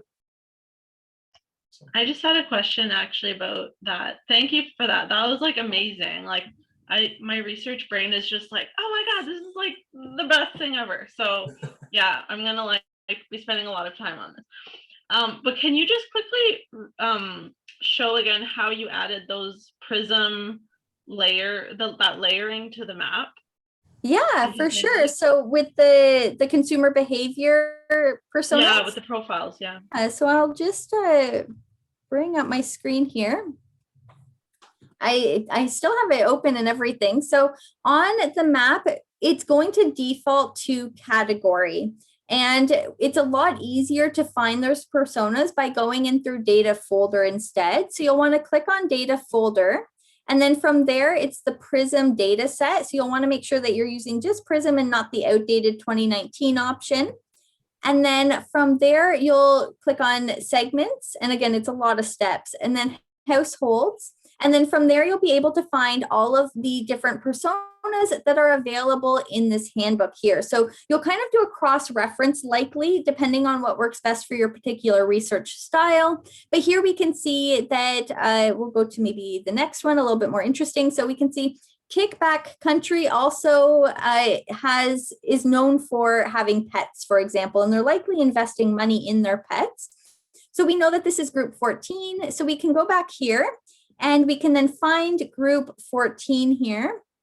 And we can then add that to our map. As soon as you see that check mark, you know that it's been added to the map.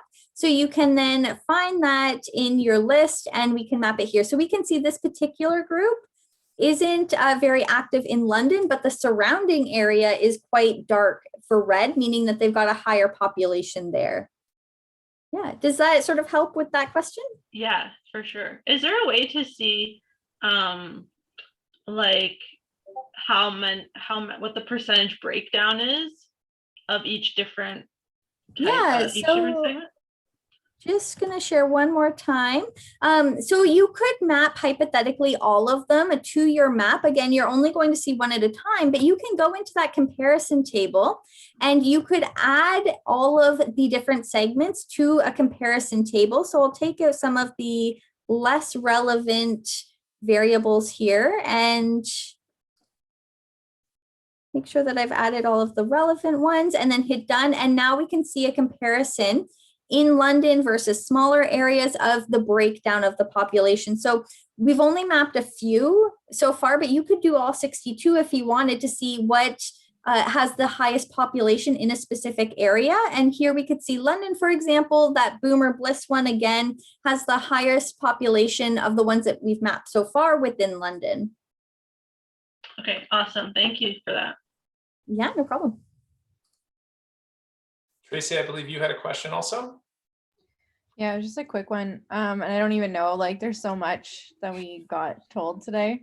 But like, is there one program that you would suggest, as we're like venturing out, which one should we start with maybe? So it'll depend on the information that you're looking for. If you're looking for consumer behavior and you're looking for potential customers, for example, and people who are going to be a good fit for your service, anything that has to do with target markets and consumer behavior, Simply Analytics is going to be the best option by far. And that information, again, is really hard to find freely available online. So doing a Google search likely will be very frustrating.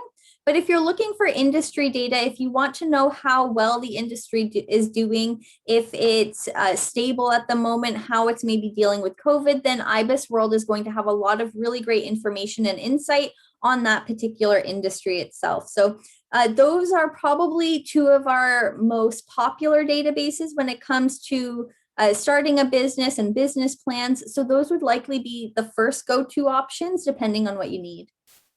Okay, thank you so much. Yeah, no problem. I had another question. I don't know if this would be for David or for you, but when it comes to now going in and looking for information, as someone that knows nothing about this, and I don't want to just start pulling questions from everywhere, and I don't even know if it's the right questions I'm looking for, what would be the first question to consider, or like where do you start with this? Like, what do you start looking for? And then building from there so that I don't know, like, I'm not just on here looking for numbers and I get lost in numbers. Well, we're going to do some clarification once Paula wraps up here, and then you guys will take a little bathroom break, and then I'll go through kind of a bit more detail on different things that you should be looking for.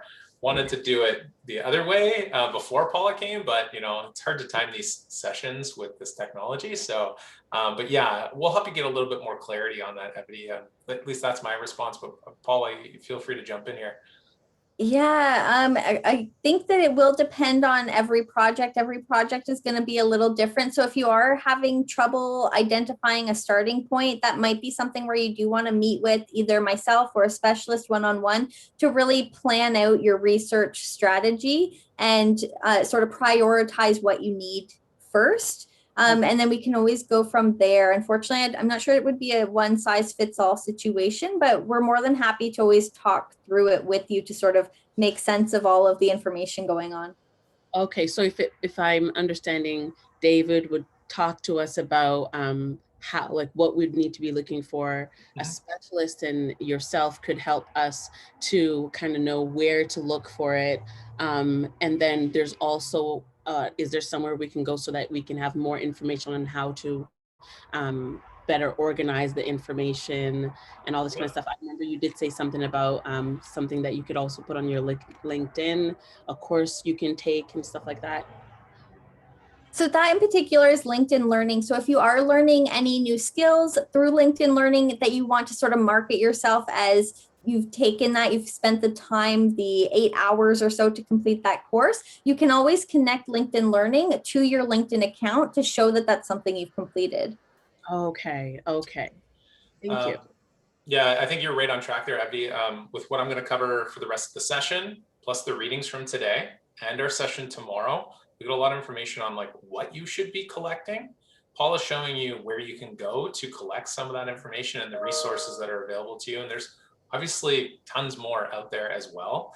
And then tomorrow's session is going to be focused more around specific target customer data, how to get data direct from them, from that primary source, and be efficient with it. So the guest speaker tomorrow she's a data analyst who specializes in consumer data. She's going to give her time to you guys as well. So once you now know what you want to research, you go and do a bit of research, and now you've collected some information, she'll help you analyze it by giving you feedback from what you present to her. So this is kind of step one of a bunch of resources that will be available to you. Awesome, thank you. Can I add to that real quick too? Evie, you don't need to know the answer today. That's a big part of this program, right? Is to figure out what you don't know and where you need to go and set goals, and it'll come. If you're looking at this and you're like, wow, do I need to be knowing the medium household income of the people that live 4 blocks over so that they could possibly buy a candle? The answer to that is no. You'll know when you need to know this data. So if you don't know yet, we'll get there. Awesome. Well, with that, I want to say thank you, Paula, for joining us. It's always a mind explosion when you come. So it's just so much information dumped at one time. And I definitely thank you for joining us again.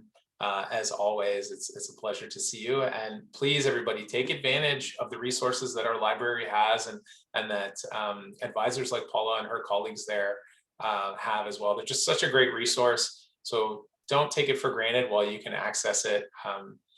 And with that, I'm going to let everybody give Paula a wave. And thank you, Paula. We shall see you soon, I hope. Yeah, no problem. It's nice meeting all of you today. Have a great day. Thank you, Paula. Thanks for joining Bye us. for now. Okay, guys, why don't we take a quick break here, 5 minutes, and we'll come back and jump into a bit more exciting market research. All right. Who misses goal setting? What's I that? told you you would.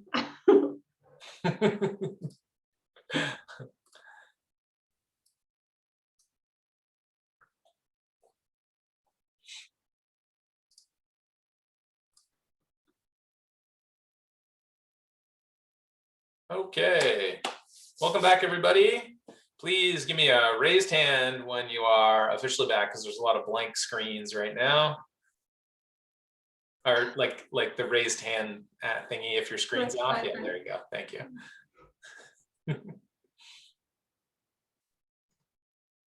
Just leave it up. Make sure we're all here.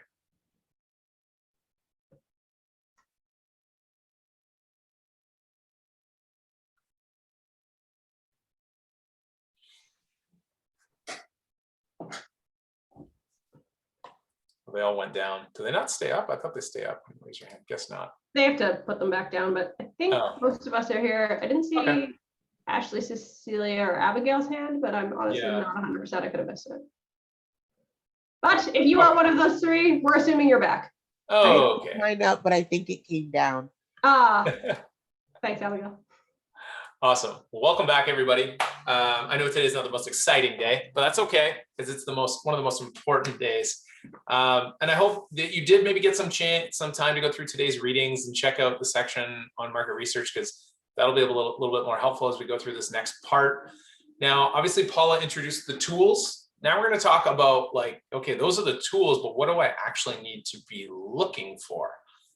Which is super important as well. So I'm going to show a quick video here. Might not show the whole thing, but this is a good example of a modern company that is very old. They're over 100 years old, that continually uses market research to expand and grow. So this video is a Harley Davidson and kind of shows you what they're planning for the next 2 decades. A very traditional old gas guzzling machine that's about raw power, and how they're viewing what's going to happen in the future. And it's quite an interesting take on how they've listened to their customers. They listen to trends in the industry, and they're looking to the future to see what's happening. So just show you kind of the importance of market research for your growth.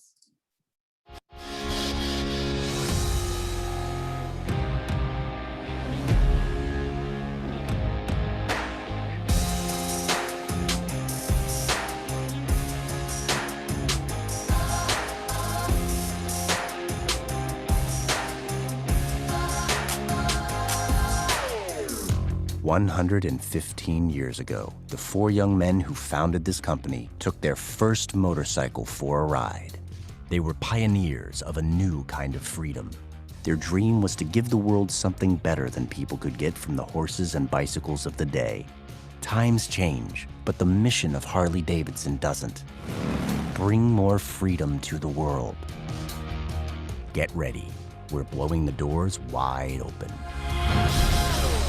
We're leading the way and taking the thrill of riding into the future.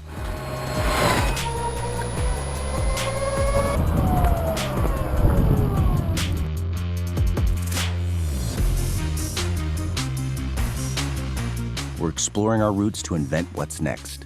And we're creating more new products that are easier to ride than a bicycle.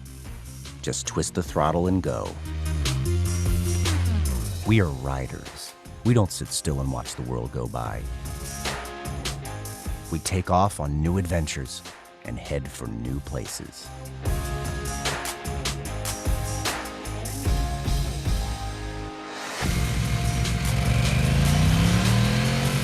Some of the things we do are going to raise some eyebrows, because this is about inventing new ways to thrive in a new world. And we're just getting started.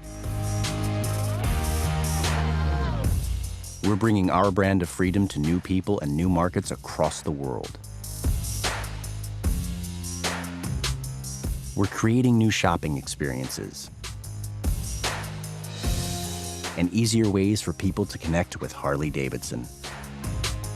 And through it all, we'll continue to improve the motorcycles loved by riders all over the world in ways that most people can't imagine. But we can. Okay, so the rest is just more of a commercial.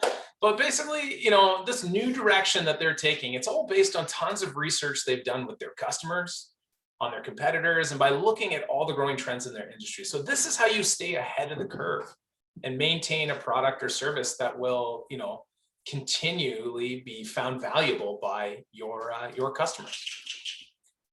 Sorry, this guy's noisy over there. So at this point, you might be asking yourself, does my product actually, you know, solve a problem or fulfill a need in the market?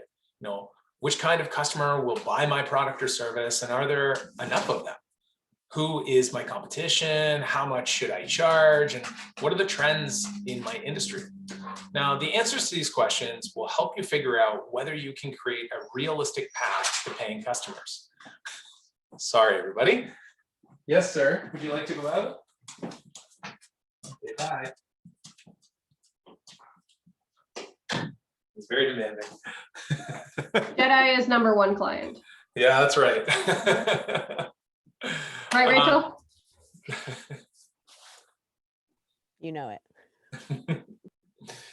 So to get us started and to begin, you know, you'll need to research customers, competitor, and industry. And that's what we're going to focus kind of on here. So if you want the, you know, Webster's dictionary defines, you know, market research is basically gathering the data on your customers, competitors, and industry in order to figure out whether your product or service will truly satisfy customers' needs, and also determine the approximate size of your market.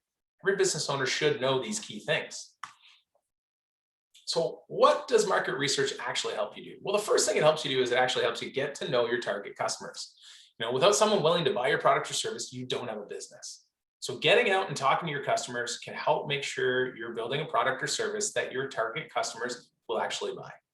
You know, getting to know your customers will help you test and refine your assumptions.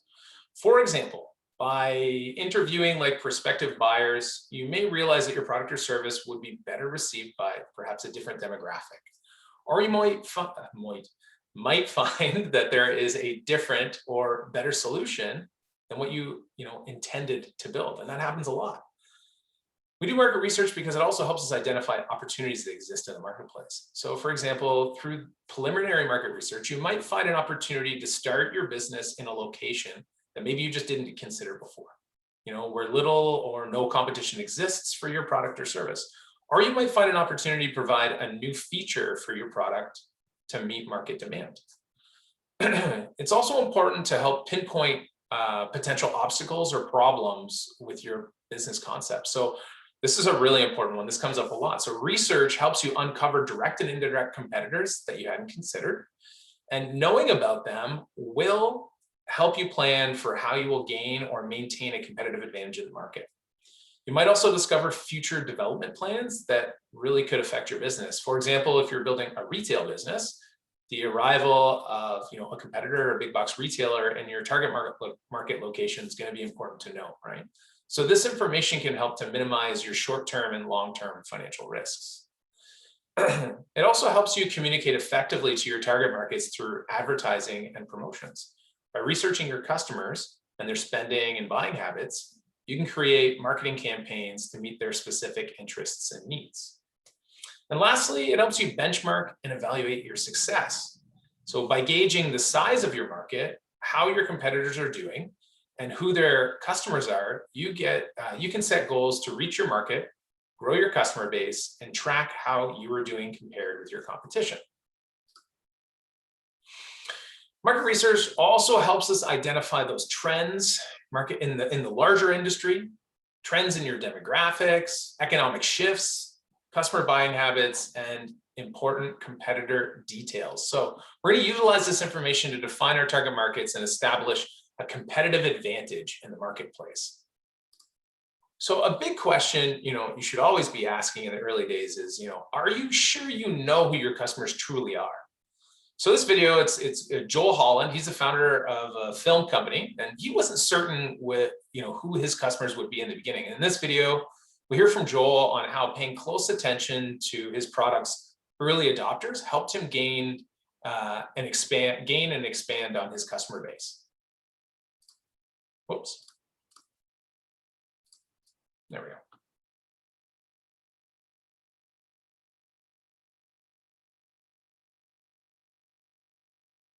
My name is Joel Holland, and the company I'm with is Footage Firm, which is a company I started about 11 years ago in high school.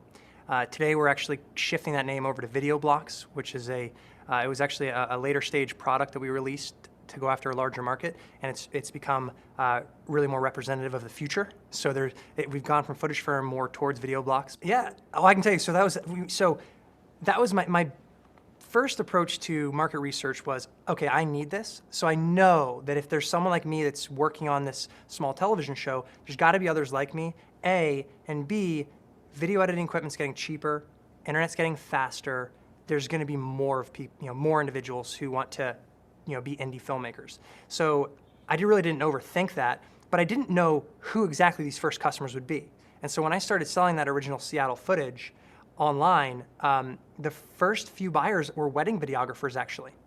And they were wedding videographers, I guess, that had done weddings in Seattle, and they didn't necessarily have the time to go get all the beauty shots, right? I mean, they were focused on the wedding. So now they could buy these time-lapse sunrise, sunset shots, cut them into these wedding videos, and it was inexpensive for them, made their productions a lot better. So that was great. That was my first validation that it worked. And then I think I shot in New York City, and we had a customer purchase it and use it on a Discovery Channel show. So that was my first true validation that, wow, this not only works for more mid-level guys, but this has the ability to be on a broadcast network, and that was very exciting. So the most important thing that you can do early on at the stages you're at is to get out and actually talk to people.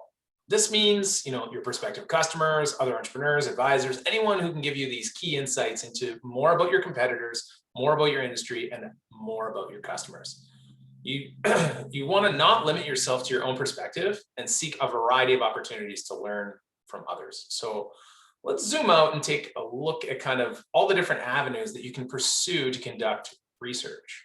So there's definitely a lot of ways that you can go about conducting research, and obviously Paula showed us some of the ways. So here's just a quick list of kind of different avenues you can pursue. So obviously the first is your potential customers. These are your more relevant and valuable resource, and they're all around you.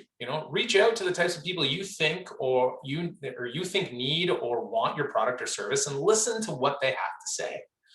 Industry experts are also key. These are the people who've been there before and who may know your market better than anyone else. You can find their insight in books, articles, online videos, conferences, or you can DM them through social media. Don't be afraid to try that. Other entrepreneurs are key as well. Having already taken the leap themselves, people who are already established, have experience identifying business opportunities and are alert, to industry changes and market needs. Your personal network is key. If you maintain good relationships with people throughout, the business community, your network may clue you in on market opportunities that you wouldn't find on your own.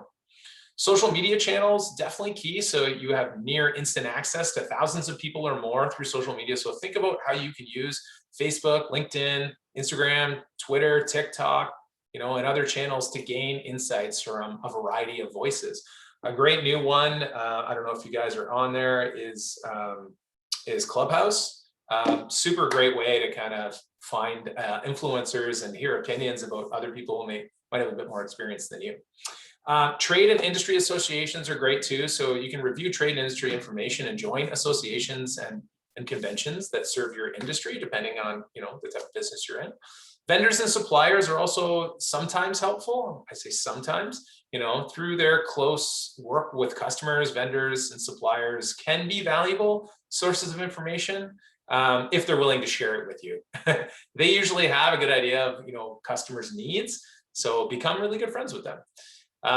There's the entrepreneurial infrastructure. So these would be like your accountants, your lawyers, your bankers. These professionals can provide valuable information about changes or the latest trends affecting their industries and the marketplace. So they work with tons of other clients, right, in different industries. So these people usually are pretty up to date on what's happening. Government agencies are also helpful. You know, there's a host of agencies whose mission is to collect and report information on the economy. So we saw one example with StatsCan. There's many others out there like that too. So, you know, most of these organizations will provide assistance to entrepreneurs launching and growing new businesses. And if you're looking for more resources like that, let me know. I'll guide you. And then last, but what we saw today was the academics and business librarians. So the question really is that you should be asking yourself is, which of these avenues am I willing to pursue right now? You know, are there, like, do you see some being more valuable than others? So the first thing we're thinking about again is, you know, getting out of the building. So Jason Christensen here, his company designs and manufactures LED lighting systems. He insists on hearing from as many people as possible, including customers, designers, and his employees. His company, you know, has what's called an open ear approach, and it helps broaden their market and deepen their relationships with their customers. So he just talks for a quick second about that.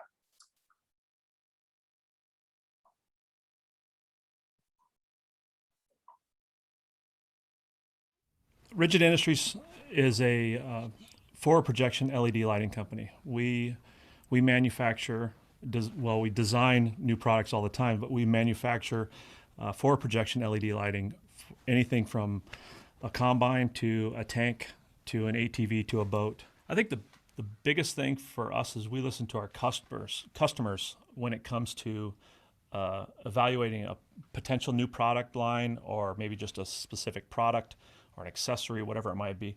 We really do listen to our customer base. We also have a team, an internal team that is more of our design team, and they come up with ideas both from our customers and from our inside guys. It might even be one of our employees. We really try and listen to as many people as possible. The other thing with it is we get pulled into new markets. So very diverse product line. It could be used on a boat, like I said, or it could be used on a truck. It may be used on a tractor. You know, it's very diverse.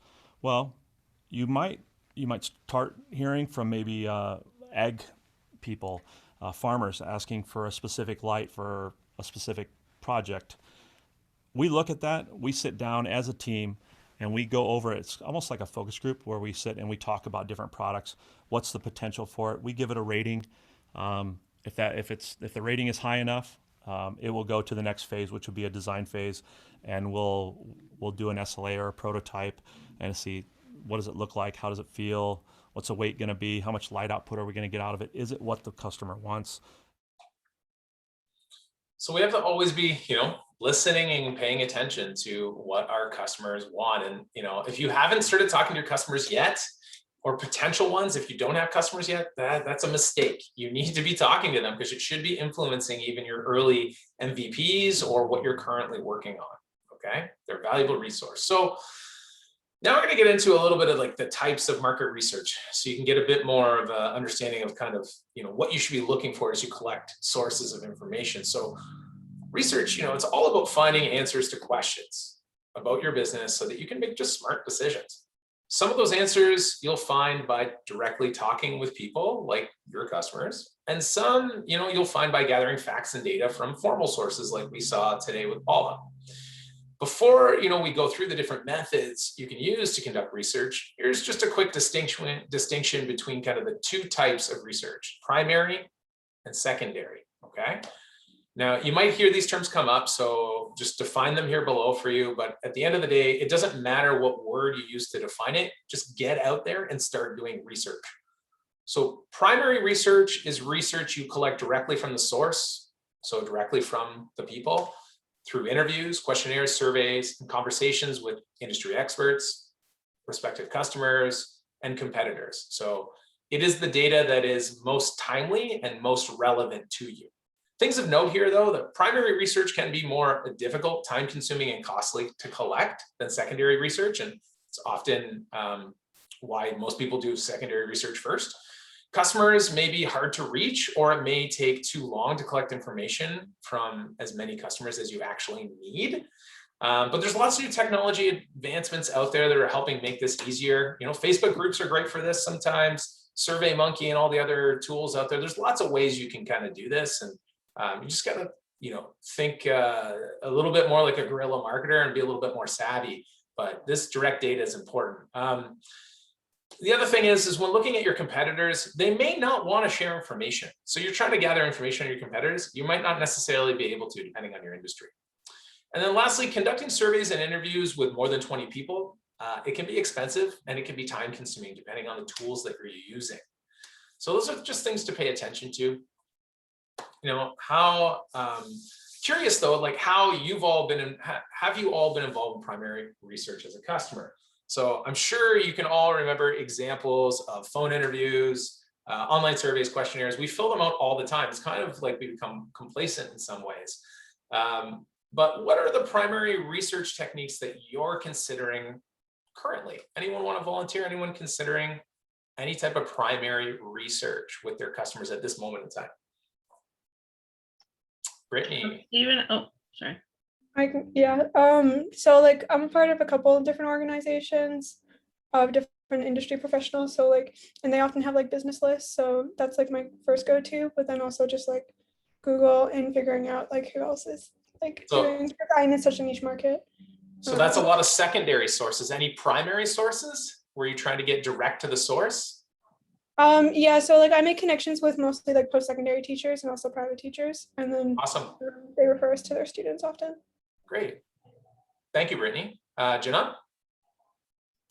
Yeah, we're just in the process of making a survey that will then be circulated to our who we think are our target customers.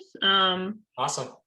Yeah, it's kind of been an interesting process, like even just thinking like what do you want to know from them, right? Like if people are going to take the time to fill it out, what are you going to ask them? Yeah. So cool. yeah, it's been really fun actually.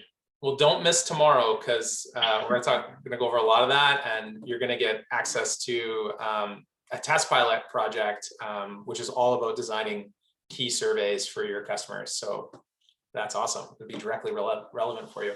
And then I saw Brooke had her hand up as well. It was almost the same thing. I really want to do an email campaign with a survey in it. So that will be very helpful. Excellent. Excellent. Thank you all for sharing. So if anyone's interested, you know, the Institute of Design at Stanford, they put together a toolkit to support human-centered design. Page 10, if you go to this link, I'll give you guys this as well right now. Just give me a second.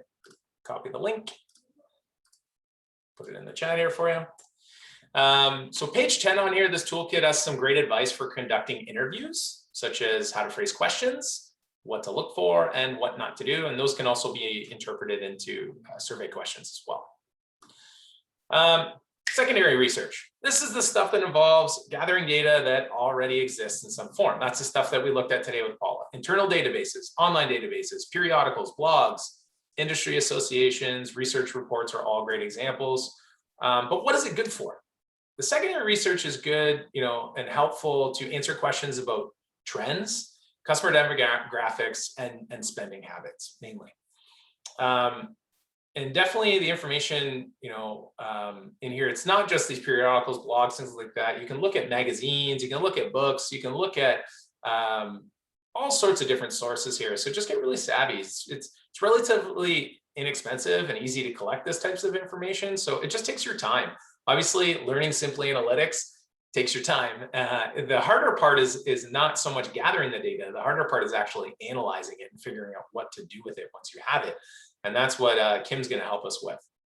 So if you have a new product or service or a niche market, you know, some types of secondary research information may not be available to you.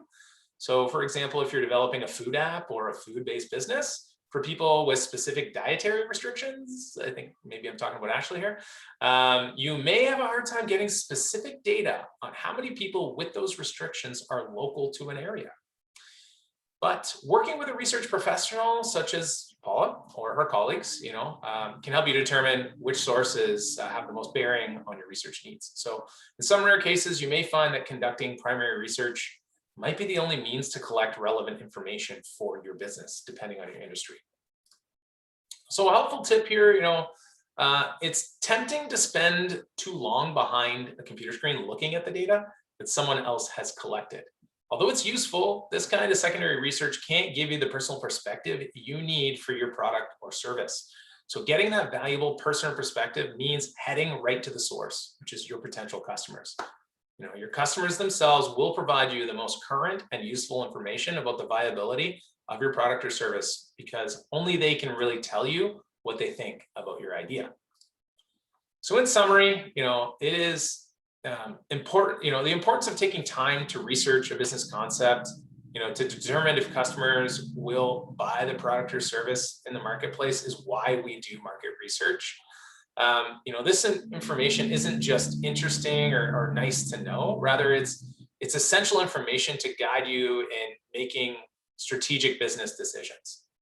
By gathering research about your business concept, your industry, potential customers, and competitors, you can uncover or verify unmet customer needs in the marketplace, and many times discover new ideas for products or services that you just didn't think about before. So market research can provide you with value that should exceed the time and cost of the research itself. Now, it can help you minimize financial risks by determining if your product or service will succeed or fail in the marketplace, and perhaps save you from making costly mistakes. Okay, so with that, I had a group work activity here that I wanted you guys to just jump into. We're gonna just take 15 more minutes here on page 70 and 73 of your readings from today. It's called Customer Profile Worksheet. And I'm gonna put you guys into, Kelsey, if you're still here, if you can just throw into groups of 3. And you're gonna have 15 minutes, just go through the first sections of it and complete as much of the information first that you can on your own. And then in your groups of 3, just share each of your customer groups that you listed and the corresponding characteristics in that group profile. The idea is to evaluate these characteristics and brainstorm the type of research or data that you think you need to verify your customer profiles. So it's just about helping each other with suggestions here, okay? After going through this, you'll have started to identify the market research that you will need to conduct in order to determine if a market for your business concept exists, and to help you define a target market in module 5 that we'll use to develop your marketing plan. Okay, so let me stop or switch here. Kelsey, you still there? Maybe not. They're all ready to go when you're ready. Awesome. See you guys shortly, and then we'll be finished for the day after this. Awesome. Bye.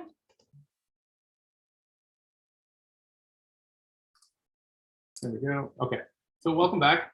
I hope you got into a little bit of a discussion of who you think your customers might be, talking maybe some good insights happened about, maybe there were some potential customers in your group with you, and you could ask questions and talk about it. But keep these conversations going. Don't be afraid to ask each other about what you're researching, what you're looking for.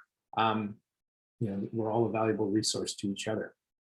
And definitely, I recommend taking some time on your own and going through activity 2A and completing it in your own time. I know it's a larger activity, but it is worth it. It really gives you that, jumping off point for what research you might need to be doing. Ebony, yeah, you have a question? No, it was a comment, actually. Doing this, I actually realized I didn't have time to say it in my group, but Abigail could potentially be my customer because I can do research for the Black community, and I could be her customer because I am socially conscious and, Black hair, all of that. So that it was really interesting to hear that. And I'm like, okay, I'm your customer and you're mine. Yeah. Awesome. That's a great connection. And I'm sure there's more of us here that could be customers for each other as well. So keep that in mind. Want to support each other where we can, Even if it's just you've got something coming up on your business social media page and you need our support to help promote it, we're always here to help, right? Okay, so that activity kind of goes right into another one that I was hoping we would have time for, but we definitely don't. And it was around kind of your direct and indirect competitors. But in the reading from today, there's activity 2B. You just kind of go through its 2 pages, and it kind of helps you show like who you might consider both direct and indirect. And let me tell you, odds are you have more competition than you probably think. And I just want to kind of go in and talk about that really quickly, but generally you should identify 2 types of competition for your business: direct, indirect, and you need to research them. Ideally, your company is, the only one providing a particular set of benefits to your target market, but that's pretty rare. Remember though, that this doesn't mean that you have no competition if you can't find a direct competitor. If you can prove that your product or service has no competition, it likely has no market, and you want a market for your product. So direct competition, for those who don't know, are businesses that sell similar products or services in the same market. There's 2 types of direct competition. First one's businesses that appear to be quite similar to you. Those are the ones we usually look for. And though these are businesses that are, kind of are the ones we're like a bit afraid of, but try to make co-allies out of them where you can. The other ones are those that are different from you, but they sell similar products, such as, for example, a specialty gift card shop like Hallmark and a grocery store are actually direct competitors because they both sell greeting cards. Even though one store is different than the other, they are in direct competition. So really pay attention to who your direct competition might be. Indirect are companies selling products or services that fill the same need. Okay, so a consulting company that provides on-site training to large corporations competes indirectly with online programs like LinkedIn Learning and training that could be developed by the corporation's own staff. Okay, so pay attention to that. Take some time to go through activity 2B in your own time. It's not mandatory, but it is going to be something that you're going to need to include in your business plan as a deep dive on your competition. So after this session, you're going to begin to start gathering your own market research information. You're going to analyze, preliminary data and hopefully refine your business concept if necessary. So this will be important because you will be completing a detailed analysis in our key module 6, where you may have to do additional research if it's required. So it's a good idea to kind of get started now, because in a few weeks, this will all come into play. So, it doesn't matter, you got to get used to this anyways, because we're never really stopping our research as entrepreneurs. It's an ongoing scenario. So to wrap up, key things to remember here: to have a successful business in today's marketplace, you got to be acutely aware of marketplace trends, your competitors, and your customer needs, okay? You listen well, ask questions, and observe customers' habits to help identify new business opportunities. The entrepreneurial mindset that we talked about, it needs to be alert to market needs and gaps and look for potential opportunities for either startup or growth. Now, some entrepreneurs establish what market research their business concept requires and commit to gathering information to develop a successful business and to write a business plan. And that's what we're trying to do here, is get you that internal plan done. So with that, action steps that you're working on for the remainder of this week are going to be to start going through action step 2.1, which is called conducting market research. In there, you're just identifying key information needs in the categories of industry, market, and competition, and then actually go in and start conducting that research. Action step 2.2 is now, based on what you've learned, you start to look at your business concept that you would have done last week and review it for refinement. So you're going to review your market research findings and evaluate how well your business meets the market needs currently and determine if there's things that need to change. And then over the weekend, after Thursday, start reading module 3, which is setting financial goals. That's key module 4, my bad. And in this, you're going to begin to determine financial feasibility. You're going to go over startup and growth costs. You're going to consider potential funding sources. But this is kind of your first introduction into finance in the business. There's going to be later modules around this too. So do yourself a service and read that module ahead of time. because you're going to definitely need the information to finalize your business concept. So please come to session 4 prepared, and also come prepared to give an update if you've made some changes to your business concept based on research you did, and also your 1-minute marketing speech, because we're going to do that tomorrow and we're going to do it on next week as well. So with that, I know that was a lot of stuff today. It's a ton of stuff to go over, and you're probably feeling like, okay, that's a lot. I need to decompress. This video will go up once it's finished converting. I'll get it up hopefully before dinner. So if you want to review and go back and look at it, it'll be up and on FOL for you. But with that, I say farewell for the day. And definitely, if you have questions, there's anything you want to talk about, we will stick around for about 10 minutes to answer anything that you guys might need answered. Please complete your feedback surveys. Yes, feedback. They're in the chat. Also, the ones for Dave are a different survey because he's not a guest, so he doesn't get a special one. But if actually you need to fill in the survey for me yesterday, I am a guest. For some reason, I'm not as special as Dave. So that one you need to fill in as well. But yeah, as Dave said, it's a big day. It's a big day today and a big change from, I know we've been doing a lot of personal development. So it was a pretty deep dive the other direction today. So you all did well. You hung until the end and we're proud of you. All right, get out of there. Any questions? Anyone? Are we good? I want to stick around for another question. Cool. Stick around. All right. Sam, if you have questions, otherwise enjoy some sunshine, take a walk, decompress a bit, and ask your questions as I see you. Brooke, I see your hand. Go ahead. Bye, everybody. Sorry, I was just waving goodbye. Oh, bye, Brooke. I was just, I guess people are leaving now. I was just hoping people could put their contact stuff in Discord since I didn't get everybody's. Let's ask them to do that right now. It's a good idea. And make a channel for it. That's a great idea, Jenny. Can you do that? Absolutely. Amazing. Contact information channel. And then also we can probably use that to start maybe an Instagram group for cross sharing because that's been really successful for other groups too.